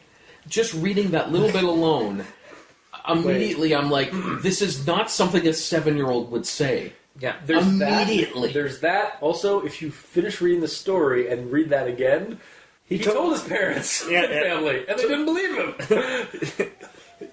He totally told them. Yeah. Yeah? Yep. Yeah, you're right. So, good job, buddy. Well, it had to come full circle somehow. I suppose. Yep. All right. Write this down, because if I tell anyone, they won't believe me. And then I told them people. And they didn't believe me. See, I told you. Yeah. Just like I knew they wouldn't. But I did it anyway. Then I was passed out. Woke up in the snow. In the snow. In the snow. Woke up in the snow. With popsicle in my mouth. It tasted gross. Oh, yeah, it would be. Yeah. Yeah, it would be. Really? You had to think about it for a second. Yeah, I guess it would be. Anyways, continue. Alright.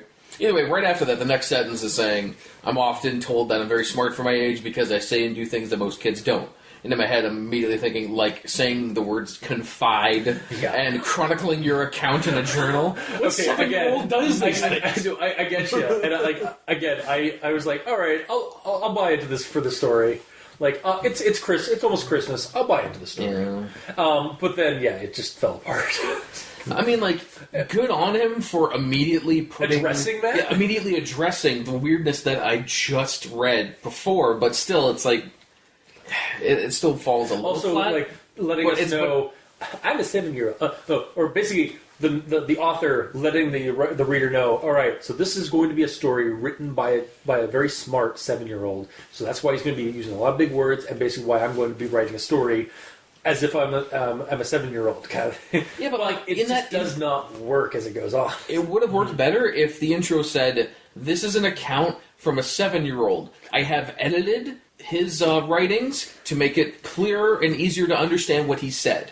Yeah. That was said, then everything else is okay, fine. That, or if the 7-year-old has grown up some and is recounting these events. Yeah, but it specifically said. No, I know, I understand. Yeah. Also, I don't. Like when I first read the first part, I was like, "This is one such account of like the dark magics of Christmas or something like that." I was kind of expecting this to be like a series. Oh no, it is actually a series. I forgot to mention, guys, when I was telling Matt from the Dark and the Ugly about this story, because I was like, "Oh boy, oh buddy, do we have a story for Christmas?" Mm-hmm. And then I went to grab the link for him to show him, and I was like, "Christmas Krampus, Creepypasta," and then Christmas Krampus 2 came up. I guess what I know. I know what I'm reading next year. No, next year. Next year? Oh, okay. Next good. Christmas. Okay. When we've completely forgotten and we're like, oh, well, this is different. Yeah. Yeah, exactly. Yeah. But that's key. But yeah, sorry. I just recalled that. I was like, yeah, this one actually has a sequel. Because I remember, like, one's like, well, why is, like... So I'm wondering if the next one is going to be a different account of a different, like, somewhere else. Or it'll be him older. It could be him older. It could also be him older. Like, it's like... Him as the Krampus did say he'd come back for him. Yeah, he did. That's true, yeah. That's sequel bait. Yeah. Shit. Yeah. Damn it. It really is. Piss. Alright, but moving right along. Yes. So I got really confused in this one situation with the setting. When, like, this is very early on in the first entry still. The quote is, "Today I looked out my window into the street by our house and saw a man who looked like a shadow with horns. His eyes glowed orange, seeing him scared me a lot. He was ringing a bunch of bells for something, but I just tried to ignore him and sleep." So, it's saying, today I saw him. Yeah. So, as in, I saw him during the day, Yes. out on the street, Yep. but I ignored him and tried to sleep in the middle of the day. He likes his naps. Oh, right. It's nap time for 7-year-olds. He's a baby. Wait, 7-year-olds? Oh, They wouldn't. No, okay, I didn't think so. I was like, wait. So, because it ended with sleep, it immediately made me think that this is all, like, he saw him in the middle of the night. But he didn't, because he said today at the start. Yeah. So I don't know which one to go with. So I had no Would you clear be visual. able to see a shadow at night? If there's streetlights, yes. If it's a shadowy figure near a streetlight. He's got you there. He's in a big house. He's not living out in the farm or nothing. I'm also of the opinion that this house is a space-time vortex of some kind. That's why there's weird continuity with the space and time within it. Why there's suddenly a full blood moon Yeah. outside, and like even though the date clearly showed that the moon cycle was not the right day. Yeah. I mean, it doesn't say full. I know. I'm I'm allowed to say bullshit, silly stuff as well. Oh, you think you could be critically silly over there? Oh, good for you.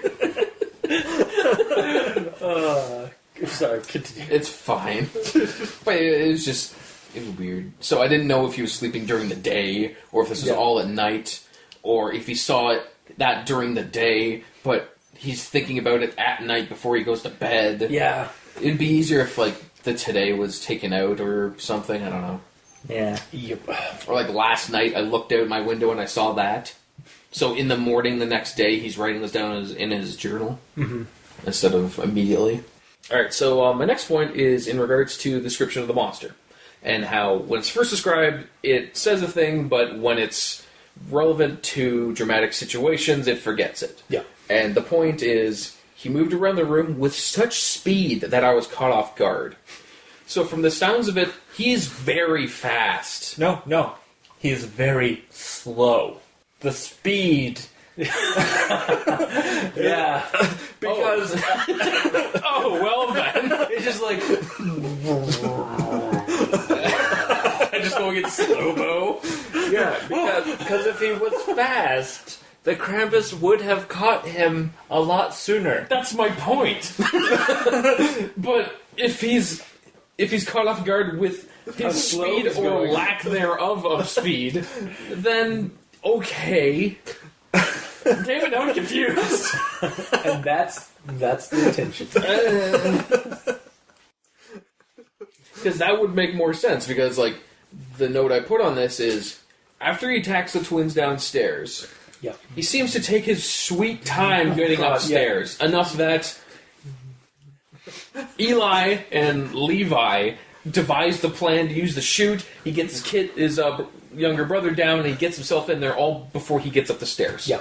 So, are they on, like, a 5-story building or something? Apparently that's a really big house, man. No.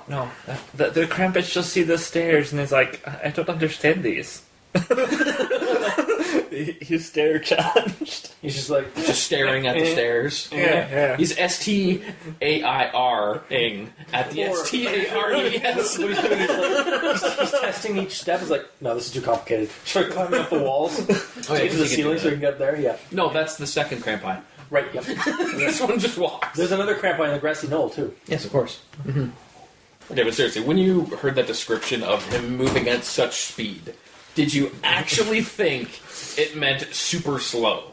It's laid out to be shown that he's fast, right? It doesn't say it. It's the but only thing that makes sense is that he's slow because he doesn't actually catch Eli. it does eventually. Yes, but that's with his quick tongue and different things. Like, Yeah, I understand that, yeah. but in the moment of the first description of the monster saying he moved around the room with such speed that I was caught off guard, to you, not knowing the rest of the story, does that sound like he's moving fast or slow? It honestly, with me again, maybe it's because I've been playing a lot of Mass Effect 3, but I keep thinking of the Banshees, how they just like, Yeah, like they just kind of like they just kind of like do those like weird sporadic charge attacks, where they just like appear suddenly with their biotics. Mm-hmm. well, he might be fast, but he comes off as slow. So I'm guessing at the beginning he has a caffeine high. And then after that, he just sort of crashes. And it's like, second wind, Or third wind. after eating Garrett, he is tired from a full tummy. Yes. Yeah. It's Yes. the whole like after eating so much turkey on Christmas, Yeah. you just go into a food coma. Totally. So that's Which the I reason. found out actually isn't because you're eating turkey, because there's something in the turkey. It's not the just tryptophan, because it's just the amount. it's just because of all the food. Yeah, Yeah, I saw Mythbusters as well. fair enough. Alright, so, when it's talking about the things before, and like the hot cocoa, oh, it's so fast it's burning, at that point I was like, is this there for a reason? Is this going to be a Chekhov's gun kind of situation? Yeah. And then later on, It was. Yeah. Did you like that or no? Yeah, I didn't mind it. Again, like I would like to know if like it was a well themed, festive esque Bane or like, and I mean it gave you a false sense of, oh yeah, we found a way to defeat it. Nope, it just regenerates. Yeah, that part I like that as well, but I just mean the specifics of bringing it up as something weird earlier that they What was weird had about it? that everything was fine with the parents gone. They had a great time. Yeah, the only like bad thing that happened was they burned themselves on the hot cocoa. And honestly, that I didn't even notice that until you brought it up. But it just sounded to me like when I first read it, it just felt like more like some flavor to like the again, like building up the characters, like giving them a little bit like a lighthearted thing right before you drop the horror. Yeah. And it's also foreshadowing. Yeah, it's exactly. a technique in writing. Yeah. I suppose. Where you bring up something, and then you bring it up again when it's actually relevant. Yeah. Which is called Chekhov's gun. Yeah. Yes. Which isn't a bad trope half the time. I suppose not. But yeah, I saw that coming a mile away. That's really what the point was about. Just like we saw it being a dream sequence a mile away. And by we, you mean you. And by both of us, actually. I anticipated it, because it's like, basically, the Red Moon is like, okay, this has got to be some weird, like, dream or, like, magic-y thing. Well, I immediately wanted to get immersed in the situation, but fucked up shit's happening, there's magic. The thing is, Let's go. it was in the back of my mind, I was like, I swear to God, this story is going to turn into a dream sequence. Yeah. And it got even worse when, like, you just kept finding different, like, places in that Krampus layer. It's like, different. all right, this is legitimately, like, what I would experience traveling through a dream. Yeah. It's like, just going to different weird random spots. Mm-hmm. Which is why he doesn't stay in one place too long. Yeah. Because in a dream, you don't have focus. Yep. So, I suppose. Right. I have a quote here.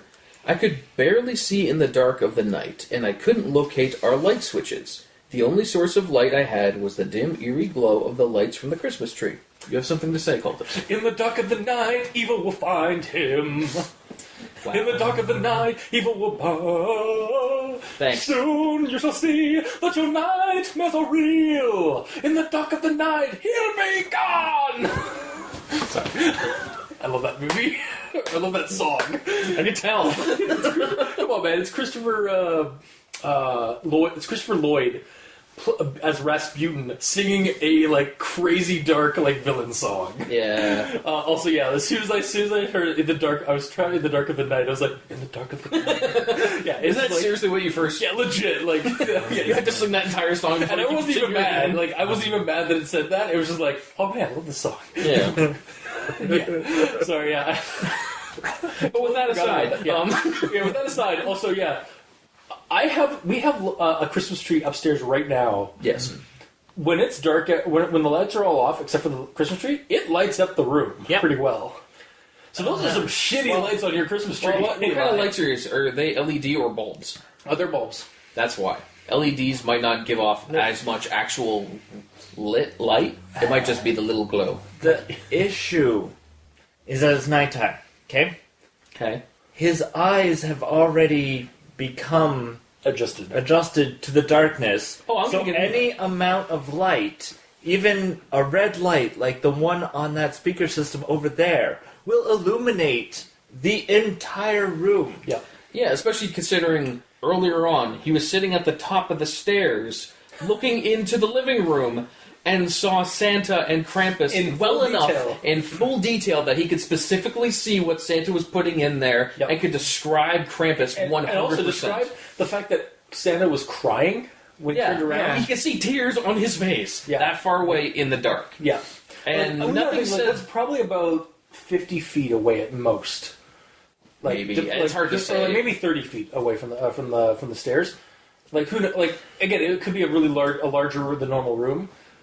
But, like, you gotta think about, like, if there's a hallway door or an entryway where there's access to, like, you're able to see from the stairs, it's probably about 30, 40 feet away. Maybe 20 feet at the shortest. Minimum, At the minimum. This is a big house. We're also it's a big house, man. That's what I'm also trying to account for. This guy's rich enough to be 7 years old and have a cell phone. Yeah. Mm-hmm. And a mallet space pocket in his pajamas. Yes. The other thing is, especially, like, to give an example about the light thing. Yeah, like, I'll be asleep, and I'll be trying to get to some sleep, and I'll actually have to get up and take out the plug to my my charging cable from my Xbox, because the green light that's on the end of the cord literally lights up the room in green. Wow. And is bright enough that it actually disturbs my sleep. Yep. But it's your color. You should love that. Yeah, but I want to sleep. I can sleep in a room bathed in yellow light. All right, well, that's you. Yeah, because I'm more insane than you. Yeah. But either way, so the other problem I have with that is he's having a hard time finding the light switches. Yeah. He lives in this house. Yes, I know. And I know he's only 7. But he lives in this house for 7 years. As long as he's been... No, not necessarily. As long as they have been in that house for at least a couple of years, I would think you'd be able to find all the light switches by Yeah. yourself in the dark. Yeah. I could walk around. Well, I've been here for ages, but I could walk around my house and like hit all the light switches without Yeah. even looking. Yep. Yeah, I can beeline to the location where somewhere it is. I may be like fluttering around. Yeah, you got to It's go dark, for it, yeah. but it's Yeah. not like you're No, I mean, like completely way for far away. like making sure there's no obstacles between me and there. But I know I can beeline to every light switch. So the fact that he couldn't find a light switch is just kind of weird. Yeah. It would have been better if he hit it, but it wouldn't work because magic. Yeah. Because If there's a magic dampening field that's Exactly. messing with the electronics or something, Yep. that would be a lot more believable. That's weird. That a magical reason is more believable than just his idiocy. I mean, at this point in the story, like magic is clearly at work because Yes. there's Santa and Krampus. oh, I know. I'm just saying it's kind of funny that the magical reason is more believable than the There is a mundane jolly real elf reason. man that gives you presents, and there is a demonic monstrosity that gives you death. Yes. The magical reason is that the Krampus steals all the light switches. Ah. God, he's like the Grinch. Wait, no. I don't think he stole light switches. Yeah, I don't think They're not very festive. He wouldn't have stolen them. Yeah. Yeah. So he stole the light switches, so he couldn't find what's not there. Oh, so he found like the empty like electrical box. He's like, "Where's the light switch? I can't find it." It'd be like Something just Oh, he plastered it like and then like put like wallpaper or painted it and everything. with magic. Yeah, he just basically like it just becomes a wall. It stops being there at all. Yeah. I see. Or because he doesn't know where he is, he's been going around with a screwdriver taking all the light switches out, and you have like plaster Totally over. It's like he's like, ew. Why is that wall a little wetter than the rest? Anyway, yeah, That's just specifically where the light switch going way too far with that. Oh, we're being too critically silly. I know we are. Yeah. Okay. I can only take so much cheese. I'm getting like bloated here. Ah, I see. Cheese is nice though. It's yellow It is, mostly. yeah. Also, it's very festive Yes. in some countries or in some traditions. I suppose. But anyway, Moving on. So, I have something in regards to the chandelier that moves. Okay. So the chandelier had began to start swinging as if something had bumped it or hit it. There was a soft thudding that accompanied the squeaking of the rocking corona. So, a couple of things. I'm not sure if began is the right one because No. it's current. No. I didn't think No. of that till now. Yeah, But the we had main that with thing- my notes too. What is a rocking corona? so Corona is actually the crown or the rim, the outer edge of usually a radial object, like the corona of a star. is the outer edge. Yeah. Pretty much every search I did to try to find this, all I could find was chandeliers made out of Corona bottles. Because that's a thing. Yeah, no, That's a legit thing. But no, yeah, like it's a description for like the outer edge of something. Like, because I know it from like the star, like from like space like terminology, which is the corona of a star, and it's usually like the outer edge of it or so something. like the circumference. No, like it's actually like a layer, like an outer layer of the star. Okay. But yeah, like I kind of. It also sounded like again like a $50 word just being added into the story for That a 7-year-old knows. Yeah, Yeah. unless it is actually a Corona bottle chandelier with a super rich family. They're just like also eccentric because it's like, oh yeah, isn't just like it's a novelty. Yeah. Or we're just huge alcoholics and we're a bad influence on our children. Well, Germany. No, That I'm explains sorry, what- Germans. I do not think you guys are alcoholics. Well, Most of you. that explains why they have so many kids. Like drinking and then bumping uglies. Considering all their kids are like a year apart as well. Yeah, actually. Maybe it is made of entirely Corona bottles. Yeah. Okay, then. Also, as soon as you said like the Corona thing, it's like my Corona. Apparently, I'm getting really silly, guys. I'm sorry. Oh, that's not okay. That's totally not okay. You can't do that. Yeah. You're not allowed to have fun here. Anyways, so my next quote is: I've seen people die on TV before, but watching it in real life is entirely different. No one should have to go through it. Pretty shitty parents letting your 7-year-old watch pure gore I mean, on TV. I watched a shit ton of rated R movies when I was a kid. Like I watched Starship Troopers way too young, to the point like where it's totally normal to see that amount of gore. I mean, Think about the amount of gore coming from this kid. Like you would have to watch actual like gore porn movies. No. Like, The Saw movies. yeah. He plays Call of Duty Online. Oh, that's so so realistic. Yeah. What does that have to do with... Seeing dead bodies. Do you see people getting impaled on horns in Call of Duty? Call of that's Duty why- Medieval Warfare.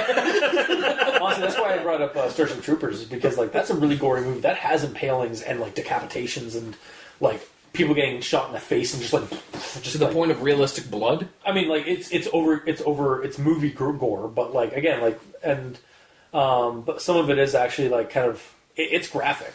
The way he's describing it, though, he's seen something that looks Like somebody actually did. pretty accurate to what's actually happening. So he's like, I've seen this before, but that's just weird because I know it's actually happening. Yeah. Again, shitty parents. Yeah. These parents have already proven that they basically deserve to be on the naughty list Yeah. for more than one reason or another. Yeah. That's why the parents left, because they knew the Krampus was would be after coming. them. Yeah. Or that's why they installed those huge metal doors on all the kids' rooms, because they know they're bad parents and they're trying to raise a family of killers. And the Krampi are coming there to take them away from their horrible parents. Because they're members of the SNTF! Yes! They're the second team of... Oh my god, they're the old guard, because like Krampus and Santa stuff has been like around since before like any modern creepypasta stuff. Uh-huh. Like they've been around since like 18th century or at least around that time, or medieval time, or like around like maybe just before or maybe just after medieval times. So there go. The old guard are like the old folkloric like the Scissors Man guy and like who are actually like it's like yeah no you're just like. Yeah, should suck your thumb. Snip, snip. Or they're literally just the superiors to the mummers, who are the Child Protective Services. From the old days. Yes. Yeah, so the mummers They're the are superiors, so they're teaching the mummers Yeah. of their old ways. Mm-hmm. But in this situation, it's like super like hardcore what they're doing, Yeah, so like, they have to go do it themselves. It's like again like how like all those old like stories and stuff like that were cautionary tales for kids, but they were super brutal to scare them. Basically, it's like basically scare tactics. Yeah. They were just like brutal, like grim, like hardcore. Like it's like we do this the old way, and it's like like a shotgun. Yeah, that's the old way. It's like fabricating shotguns everywhere. Apparently. Shotguns and Tommy guns. That's your thing. At some point, I'm going to run a game where you guys are just going to get like the whole thing is just like a random like shotgun just appeared in midair and just shot somebody. Oh, great! But anyway, yeah, no, I can do that. The old guard of the SNTF. Great, excellent. Christ. Need all the creepypasta monsters on this. He's the hero we need, not the hero we want. Yeah, pretty much. All right, so at this point, a lot of shit's been happening in this house. Okay, there's been screaming. There's been running around, smashing. There's been hoofed feet clomping around trying to get people. There's been murder. And no one's hearing this commotion. Because right now, in this house, there's the older brother. Yep. There's the questionably older sister, probably. There's the younger sister. Yeah. And there's the babysitter, I'm assuming, unless she went home. She went home. What if the kids wake up in the middle of the night? The babysitter's there, too. There's 4 people in that house. Where is that babysitter? The babysitter's banging the older brother. You know, that's actually... I was about to think of that, yeah. It's like, that's also really bad, but like, yeah. Either way, don't you think they would stop? It's why she'd rather be... why she wouldn't want to be anywhere else on Christmas Day. On Christmas Eve. Yeah, because he's just that good. That is really fucked up. Either way, there is murder and gunshots. And this is what this is one of the hints as to this is all a dream. Is that because in dreams, when you try to seek help, you never get it. Yeah. Especially when it goes. I don't want it to be a dream. That's a cop-out ending. I know, I'm with you on it, but at the same time, it's also kind of a Christmas thing. Also, again, like he spends so much time trying to like say that it's not a dream. Like, oh, the reason why there's huge, heavy, like soundproof doors on everything. Yeah, the house is apparently like insulated to the point where like you can't hear through like walls. Even though that's extremely unsafe. Yeah. But yeah. Yeah. So, and that goes to the next point: the fact that the kid goes into his parents' room, and Finds gets the his gun. father's gun, gets bullets, and knows how to load the gun quickly while Krampus is chasing him and shoot him accurately to hit him both times. This Call of Duty generation, man, I'm telling you. I know, 7-year-old can just pick up a revolver and just load it. Yep. Yeah. Thanks, Activision. You're no EA, but man, you're close. Yeah, they might as well. Well, they're like brothers in crime, essentially. Yeah. They're the two evil superpowers that all the indie game developers have to come together to defeat. This podcast gets shut down because we're smack talking EA. Fuck EA. Okay, I'll go on record saying it. Fair enough. They're like ruining everything. Either. Let's get this done. Like we're almost Okay. Shoots at him. It hurts both their ears. He tries running away, and then the description of how he grabs him, I felt kind of strange because it says, "I began to quickly crawl towards the window until something long, thin, tight, and slimy grabbed my right leg and began pulling me back." So he's not looking at it, but he feels something grab his leg. Yeah. Feeling something grab your leg, can you describe that as being long, thin, tight, and slimy? The thing If it itself wraps grabbing. around multiple, it depends on if it wrapped around multiple times around the leg, then I would consider that a long, thin, And then tight and because then it's tight, grabbing. and then slimy maybe because it's like actually like because I'm assuming he's got like one of those Pants on. pants on, but like if it's like pajama pants, they would. What if it starts like kind of seeping in through the through the felt Yeah. or like the I guess it could. the cloth. Yeah. It would just seem kind of weird because, like, you wouldn't see it, but, like, you just feel You'd still something feel it. tightly. Honestly, that description does not bother me at all because it makes sense. Yeah, you would feel the tightness because it's squeezing. Yeah, Yeah, that's all You'd you feel the sliminess because it's squeezing, so it's actually excreting it through the cloth. After like a few seconds, it starts secreting it through the cloth. If it's wet and slimy, I guess. and then like if it's long, it's going to be long because it's wrapped around a couple of times to constrict. And then it's thin because So it's not like a huge No. tentacle or anything like that. It's, Yeah. it's, Yeah, no, it's like yeah. it's a rope. I guess. I guess my problem with it is, like, I would prefer it, personally, a different way. It's just, like, I felt something tight grab my leg. I You looked looked- back and I yeah. saw the long, thin, slimy tongue of this thing grabbing me. I So, like, can go- it leaves the reveal more sudden and jarring. Yeah, So you get all the information, like, bombarded at you immediately, like what he would. I can see either or. Honestly, like I can understand like where like you want to see like have the character see it so you can describe it rather than feel it. Essentially, because, I don't know, it just... Again, I personally think the story suffers from the fact that it's a journal entry. Yeah. Like Yeah. this would make more sense if it was a third person perspective and just somebody narrating. Well, the character felt this and stuff like that. Mm-hmm.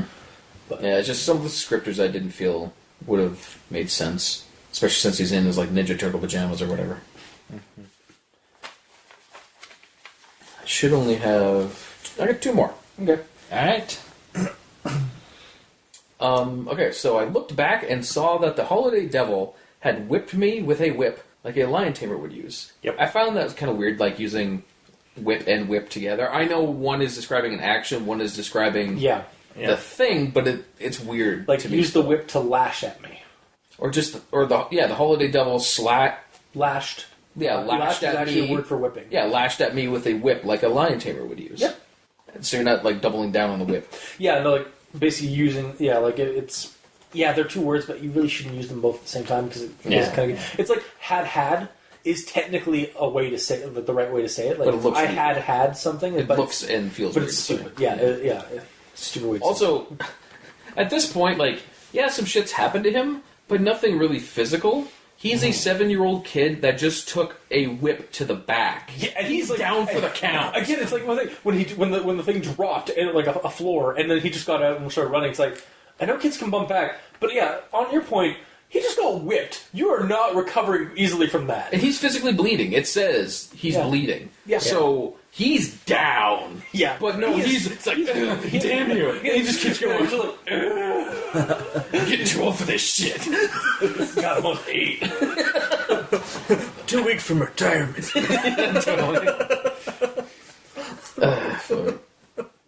He's actually a Benjamin Button case where he's just like he's actually getting younger the older he gets. Oh, yeah. He's only appears 70. He's actually like 70. It would make sense, actually, the way he speaks. And then my last one is when he's in Krampus's control room. That shouldn't be there, really. Yeah. It's the fact that Sorry. I don't mean to cut you off, but it's like, I mean, yeah, he's a folkloric being from like an older time, but I mean, like, old people can upgrade to like modern tech and stuff like that. I'm also just being a dick, but yeah, I'm all about like updating and upgrading monsters of old to like. I mean, the modern period. he needs ways to communicate with the mummers. I know, like, you can't just use like a scrying thing. That's so passé. Exactly, so. He doesn't have like the scrying stone that like Saruman uses to communicate with Sauron, or like a crystal ball. It's like, yeah, like they have to save their magical energy for actually for like depowering like lights and summoning the blood moon. Exactly. And, yeah, that takes a lot out of you. It does. But anyways, my problem with that last area is when he grabs him and he's getting choked out. He's like, I punched him in the face with all my might and knocked him back for only a brief moment as his tongue recoiled in his mouth. My only weakness, a 7-year-old punch to the face. That's like, and I mean, kids can hit pretty hard. My niece, I mean, This monster just impaled a kid on his horns. Yes. And he has been killing people for generations. What if biologically Crampi are similar to sharks? Where if you bonk them in the nose or get them in the gills, it's actually kicking them in the balls. Yeah, it's actually a legitimately like they're like sharks. Like sharks, a way to get rid of if you're being eaten by a shark or bitten by a shark, the way to get away is either to cut off its air supply by getting the gills or bonking it on the nose really hard, like jabbing it in the nose because it's a sensitive spot. Yeah. So it could be the similar thing with the Crampi. Crampi have a sensitive, like their nose are actually fairly sensitive. Or he's a Balchinian. Or a Balchinian. He could be a Balchinian, yeah he could. To use that reference. You son of a bitch. I just... It's another one of those things where, like, bullets, my only weakness, Like, he's a 7-year-old punch, my only weakness. Like, what kind of a pussy is this guy? Is like all of those apparently his like right on his face is just this giant orange yellow like weak spot, like weak point. It's like from the Necromorphs from Dead Space, just like gotta hit it in the weak spot, boom. Yeah, no, it's ridiculous. He wouldn't have gotten away. Yeah, he would have. But it's a dream, so that's how he got away. Yeah. As much as I hate saying that, because I hate cop-out endings like that, it's a dream, so it's fine. Mm-hmm. And I'm done. You're done? Okay. All right. Onwards to recommendations. Yay! I have a paragraph of my final thought. Jesus! Because I wrote this basically like this was like the culmination of everything that happened after my actual notes, and when I just started just reading and just basically finalizing what I liked and what I didn't like about the story. So, for my recommendation, I'm going to start with this. So we have here a story which is portrayed as an account when really it could have left out the whole journal format at the start. Simply put, it doesn't really continue it well, given the narrator's age. This story suits a third-person perspective storyline much better. The flowery descriptions are good if you ignore the journal formatting. And the age of the protagonist. And the age of the protagonist. And there are some good sequences, creepy and cool, like badass, like the reindeer, the creepy spider walking on the ceiling, the dolls. The dolls, although that was a missed opportunity. But it's still creepy with what it did with it. Yeah. So what you're saying is that they should have either continued with the journal entries and made it more journal entry-like. For instance, when he's in the one area and it feels like a millennium has passed, and then it says, next entry, December 24th, 3013. I guess. Or maybe just not have him be 7 years old. Like, have him be like he's recounting this from, like he's already an adult, so he's a proficient writer already. Give that explanation, and that's why he's so flowery with the narrative. And then, like, this all happened when I was 7, stuff like that. Like, or what would be kind of funny is all this stuff happens to him. He gets attacked by Krampus, Yep. and it's all written childish, much more childish than what it is. Yeah. Then he gets captured, and then when he comes out, next journal then he's entry. talking The all next journal smart. entry. Yeah, the next because journal he entry hasn't is- aged. But because he's been in there and learning so much over the years, he's doing? actually mentally aged. Would he? Yeah, he would have aged like would he actually have aged mentally like while being stuck in that like that dark place with all the Over bodies? millennia, he would have found other people that are wandering around. I'm sure there's a city up there of like they use bones to make it. They just use like other bodies that never age. Because that's the other thing. I'm thinking like if he's going to be in there for like or what seems like millennia. So if we're going off the literal thing where it's literally millennia, like then there's some kind of anti-aging system there where like he's mentally aging, but physically they're all the same. They're static. Mm-hmm. Yeah. So I'm sure there's a town there of people surviving. Clearly, it's called Corpse Town. Yeah, you need to eat and poop, right? So and they gotta eat. There's lots of stuff there to eat. He's a cannibal now, but there's lots of stuff there to eat. And he comes in knowing sign language because that's the only way they could have communicated. Yeah. And then at the end, Santa's a time traveler. So he brought him back to his own time. Oh, so Santa's a Time Lord. Yeah. Yeah, that's another thing too. After he said, "I've been in here what felt like millennia," I kind of assumed him to jump out and it be in like the Jetsons era. Years. Yeah, I almost would have liked that. I think that would have been an interesting turn if the story had actually gone that route. Like, or if like Santa took him back. Like after all this crazy adventure, he got back. Santa like basically didn't rather than like take him back to his house. He basically revealed to him that like centuries have passed. Humanity has been following a cycle. Krampus is just the Christmas Reaper. Oh, nice. Yeah, no, like that kind of thing. Like I don't know, just that would have been interesting if it got like weird like sci-fi fantasy time travel thing. That'd be pretty sweet. Yeah. Suddenly becomes the last navigator all over again. Fuck. Yeah. All right. Well, continuing on with my recommendation, my final thought. So the story goes farther than I expected. Following the actual route the story takes, it goes farther than I expected. Much to my glee, initially, anyway, because it continues where most stories would have ended. Yeah. Like when it gets stuck in the trap, I was expecting another page or so, but then I realized it was still going like strong for a couple more. Because he got out to write this. Yeah, well, I mean, he didn't just do a paper airplane through. I was figuring it might do a blind date theme. Yeah. So, but yeah, then it just goes like, oh yeah, this was still going, and it's like, all right, let's keep on this ride, and then it just kept going to other things. So yeah, and then however, yeah, it also has parts that don't really go anywhere or don't do much with what they're presented with, like the chase scene in the toy workshop. Potential chase scene. Yeah, potential chase scene. The weird surveillance room. Like I know, like just adding weird like places just kind of felt exhausting. What did he even do in the surveillance room? He found he saw what he'd seen before, tortured and killed. He typed in the name of his brother, and it came up with that one doll. Yeah. And then he typed in the name of his other brother, and it came up with the same doll. Same doll, because they were twins and they're stuck together. Yeah. But why couldn't he have found that at... Exactly. What in the doll room? What if he had found his... Yeah, exactly. What if he had found his brothers, and like rescued them, and unfortunately now he has like these... And then when he woke up from the dream, he actually had the dolls left, and like... he actually gives them like cookies and milk to keep them alive, to keep them going after. Like, and yeah, it could have been a lot cooler. Yeah, and you could have gotten rid of this whole surveillance thing by just finding them in the toy workshop of the Damned.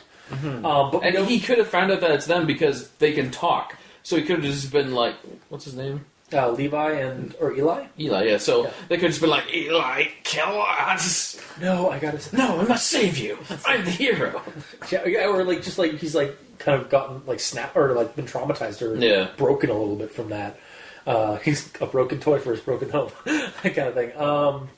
Yeah, you could have just done away with like having this, like the weird, like modern surveillance room. And just had it like him discover his brothers earlier in the workshop. Yeah.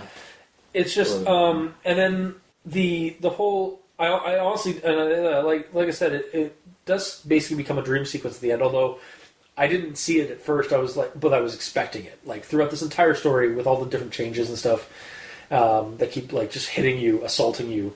I kept thinking, "Oh, this has got to be a dream sequence because this is the same pattern that dream sequences usually have."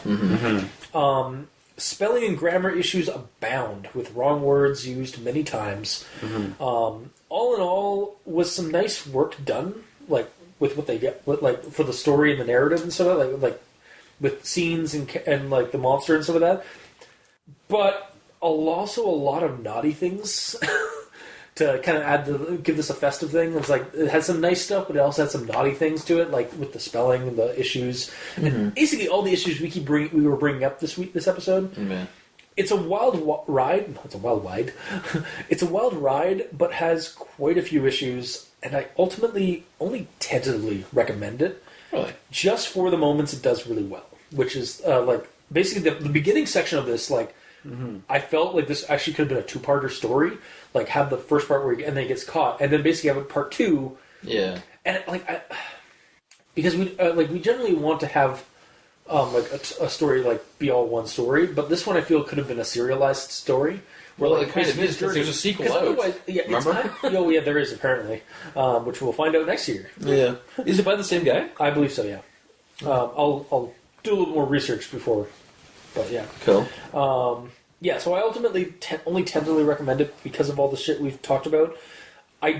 Otherwise, I don't recommend it because it just needs a lot of editing. Like, again, first draft of a story is really what this feels like. Okay. Yeah. But there's a lot of potential here. Some of the potential is actually done, like utilized, which is more than I can say for some stories that we say have potential. But there are some that still are still like potentials are still missing. Like that workshop really needed to be a little bit more desperate, a little bit more of a chase kind of like pacing. Like it was so nonchalant. He was just basically exploring a dark room with monsters like in the shadows, but they never really did anything to him. Yeah. So yeah, one of them bit him. Yeah. So they all had potential and then they to got rid bite, of him, and then they scampered off. That's the only one that was hungry. Yeah. Essentially. Yeah. So yeah, that's my recommendation. I tentatively recommend. Otherwise, I wouldn't have because it just needs it needs to be edited. Is my biggest issue in this entire story. So, Mikey, the E stands for evil. Or the E stands for elf. I mean, evil. I don't know. It's elf. Alright. Listen to his voice.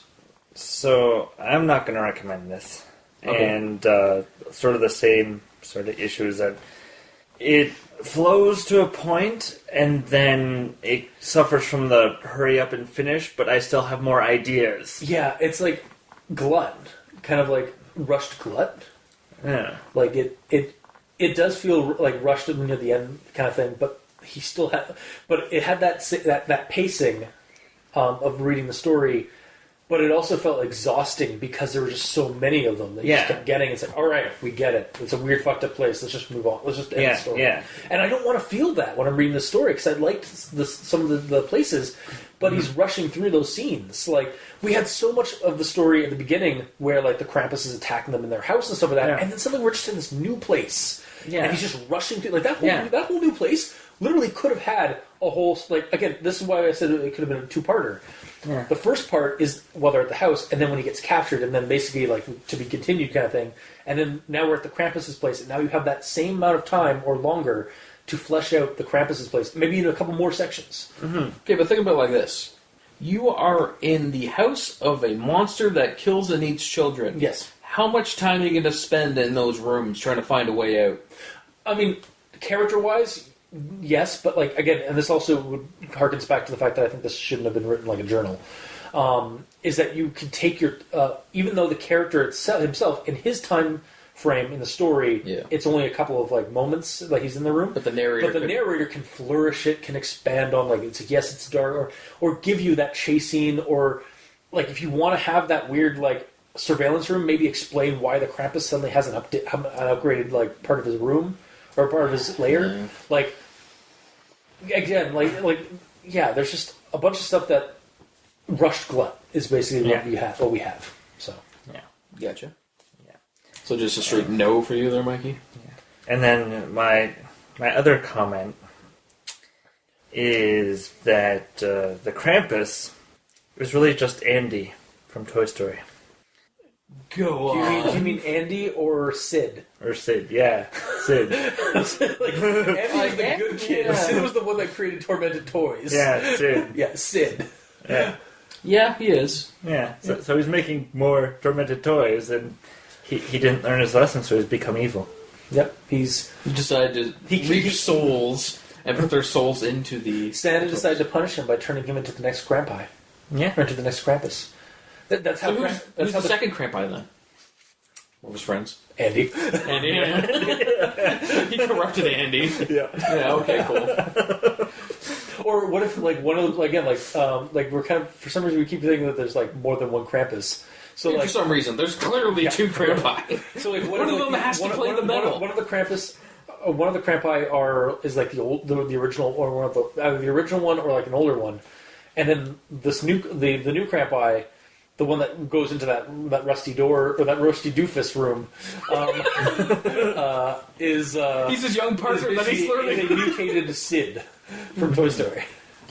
Who gets basically that's what happens, because again we're given a lot of explanations to and through the stories that the kid has heard from about the Krampus, what it does to kids. It eats them, it turns them into things, it lashes at them, it punishes them, kind of stuff. So what if it in some cases it mutates the really nasty children?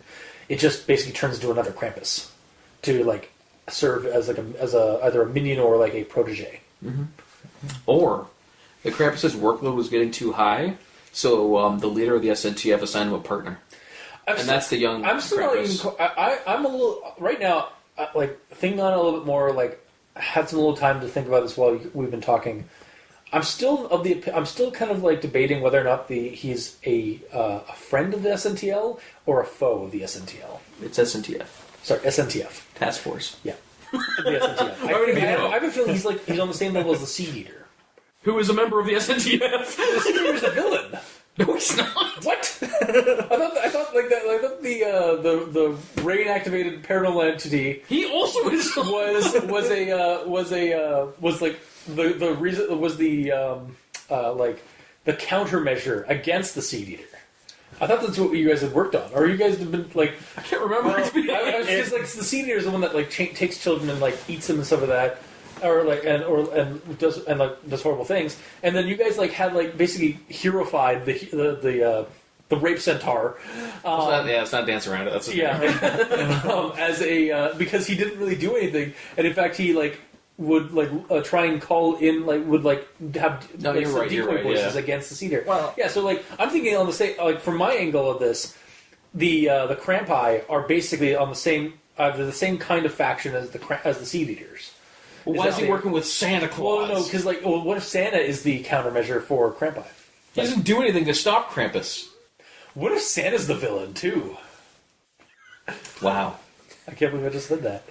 I've just ruined Christmas for so many listeners. He picks the naughty boys for the Krampus. Yeah, with the coal. Yep. Yeah. And he's sad about it, but he still does it. And that's what that high tech room was for, because the Krampi don't live in the North Pole, but he needs a way to communicate. Well, clearly they live in the South Pole. Yeah, there you go. So he needs a way to communicate with Santa. Yeah. Through their high tech rooms where they can only send Now I'm guessing that Santa is either a forlorn or melancholied cultist of Krampi, or he is a servitor, an unwilling servitor or slave to the Krampi. That's why he summoned. He gives the naughty children. He's oh shit, that's a naughty kid. I'm sorry, child. I don't have any choice. I'm bound to do this kind of thing. As he drops the coal into the stocking. Yeah. I don't know. Man, you've gone down that rabbit hole and out to China. Yeah. I'll have to go talk to the Rake and see if he has any information on the Krampus, so I know which side of the SNTF he's actually on. Clearly. That's important information to know. Yeah. But I'm pretty sure we determined that the Centaur and the Seed Eater are the same race. Just the Seed Eater's female and the Centaur's male. And the Seed Eater goes after noises of young children, which the rape Centaur gives off. Yep. So it's a mating call. Oh my god. Wow, you guys have really developed this. We're going to have a whole episode about your mythology that we're making. We're developing mythology of SNT Creepypasta SNTF. All right. But anyways, back to what we were at hand. recommend. Oh, right. So, would not recommend. No. And that this thing is clearly part of the SNTF, although it kind of deduced that it may not be. Yes. Yeah. Okay. And on to Gamer News. On to me. Honestly, I'm going to go with the opposite of what both of you went with. Cultist, you went kind of middle of the road, kind of low, right? Yeah. Mikey, you went bottom of the barrel low, didn't you? Yep. I'm actually going to go like top of the barrel, slightly low, because I enjoyed most of it. Like, the way that everything was described was great, and you get immersed in it, you can visually see everything that's happening Yeah. Yeah. quite well. My only problems with it are All the problems. the problems we talked about. The fact that this kid is not 7 years old. Yeah. Or rather, whoever is retelling this is not 7 years old. Yeah. The security room is ridiculous. There shouldn't be a security room. He should have just went into the stables, and then when he got through the stables, all the evil reindeer started making noise, and that drew Krampus there, cornered him there. That's fine. And that would have been a lot better. And if he did Like I said, if the editing, if it had been had a new run of editing, and maybe just made it a third person perspective story, totally would have probably recommended it. I can't say that for I said I definitely would probably recommend. No, I would likely recommend it with higher praise than I did, because I liked the story too. I don't want to say I did shit on it very much, but I did genuinely like good chunks of the story. Yeah. It was by the end it was exhausted with all the issues, and with the fact that I was trying to keep the fact that this is apparently an journal entry, even though it clearly isn't. It's not a journal entry. If Or you forget that, it was a poor attempt at that. yeah, because the one is a small journal entry, and the rest of it is just massive, one huge journal entry. Yeah. So there's ways to make it better, but I enjoyed the ride. Everything was very visual. I got immersed in the situation. I just hated those few things, so I'm going to give it a 0.75 compared to a 1 for recommendation. Okay. So mostly there, but it's not perfect. So a B plus or an A minus. It gets a B. It gets a B solid, minus maybe. It gets a solid B minus. Yeah. Okay. But I enjoyed it, so that's... I mean, it was darkly festive, which is what I liked. What it told you at the beginning, and what it delivered throughout the story. It's just writing wise, there's a lot of issues. Okay. So, but yeah, you can judge for yourself. Go check it out on Creepypasta.wikia. Apparently, there's a sequel, so we'll probably do that at some point down the road. And yeah, that has been this week's episode. So if you like what you heard, if you didn't, leave us a comment in the comment section below. Leave us a comment in the comment section below where this gets posted, whether it be on Kiwi6, Facebook, YouTube, Tumblr. We're on Twitter at Mikey's on the E stands for Evil. I'm at Review Cultist, and the Gamer in Yellow is on Xbox Live at the Gamer in Yellow without the W because Gamer The Gamer in Yellow hates him? Yeah, I hate myself. because Xbox hates him. You can send us emails at aldenterigamortis@gmail.com. That's ALDENTERIGAMORTIS@gmail.com. Where you can also leave us suggestions for other creepypastas you'd like us to discuss on the show. Also, you can check out the title cards for each episode at crazonstudios.tumblr.com or on YouTube at aldenterigamortis. Just go to the YouTube channel there. And if you'd like to support the show, you can go to Patreon. Go to Al Dente Rigamortis on Patreon. Look up the backer tier you'd like to support us at. We have $2 and $5 tier. We have special episodes, behind-the-scenes content, early access, a bunch of little stuff. And for our patrons already, thank you immensely. You are helping support the show, and we cannot thank you enough. So, until next time, I have been your host, Review Claus. And I'm Mikey. The E stands for elf. Evil. And I am the Reindeer in Yellow. And this has been Al Dente Rigamortis. Happy holidays! Sleep well.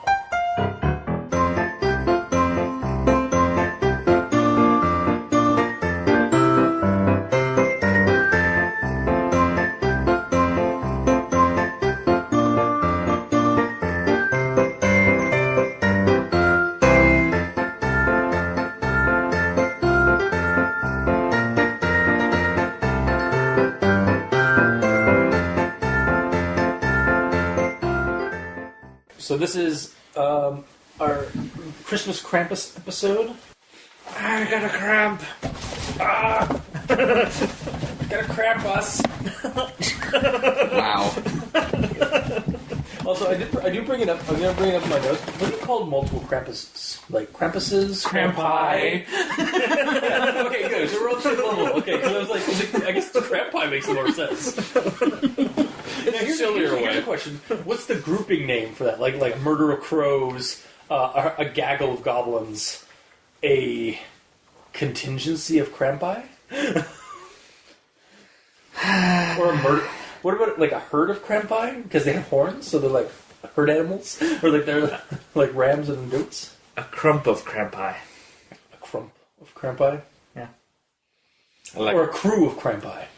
No, crump sounds better. All right, fine. Or mystical because it's not real. Yeah.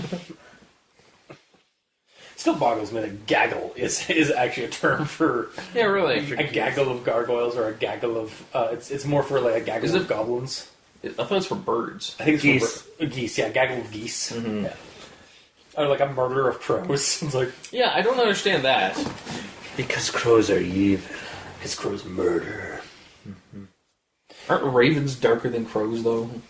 I don't Ravens mean physically. I don't mean color. I mean, like, their actual, like, Ravens evil are intentions. apparently ravens are more like are larger, more intelligent crows, basically, or more intelligent than crows. Yeah. Yeah. Yeah. Yeah. Yeah. Yeah. Yeah. Yeah. Yeah. Yeah. Yeah. Yeah. Yeah. Yeah.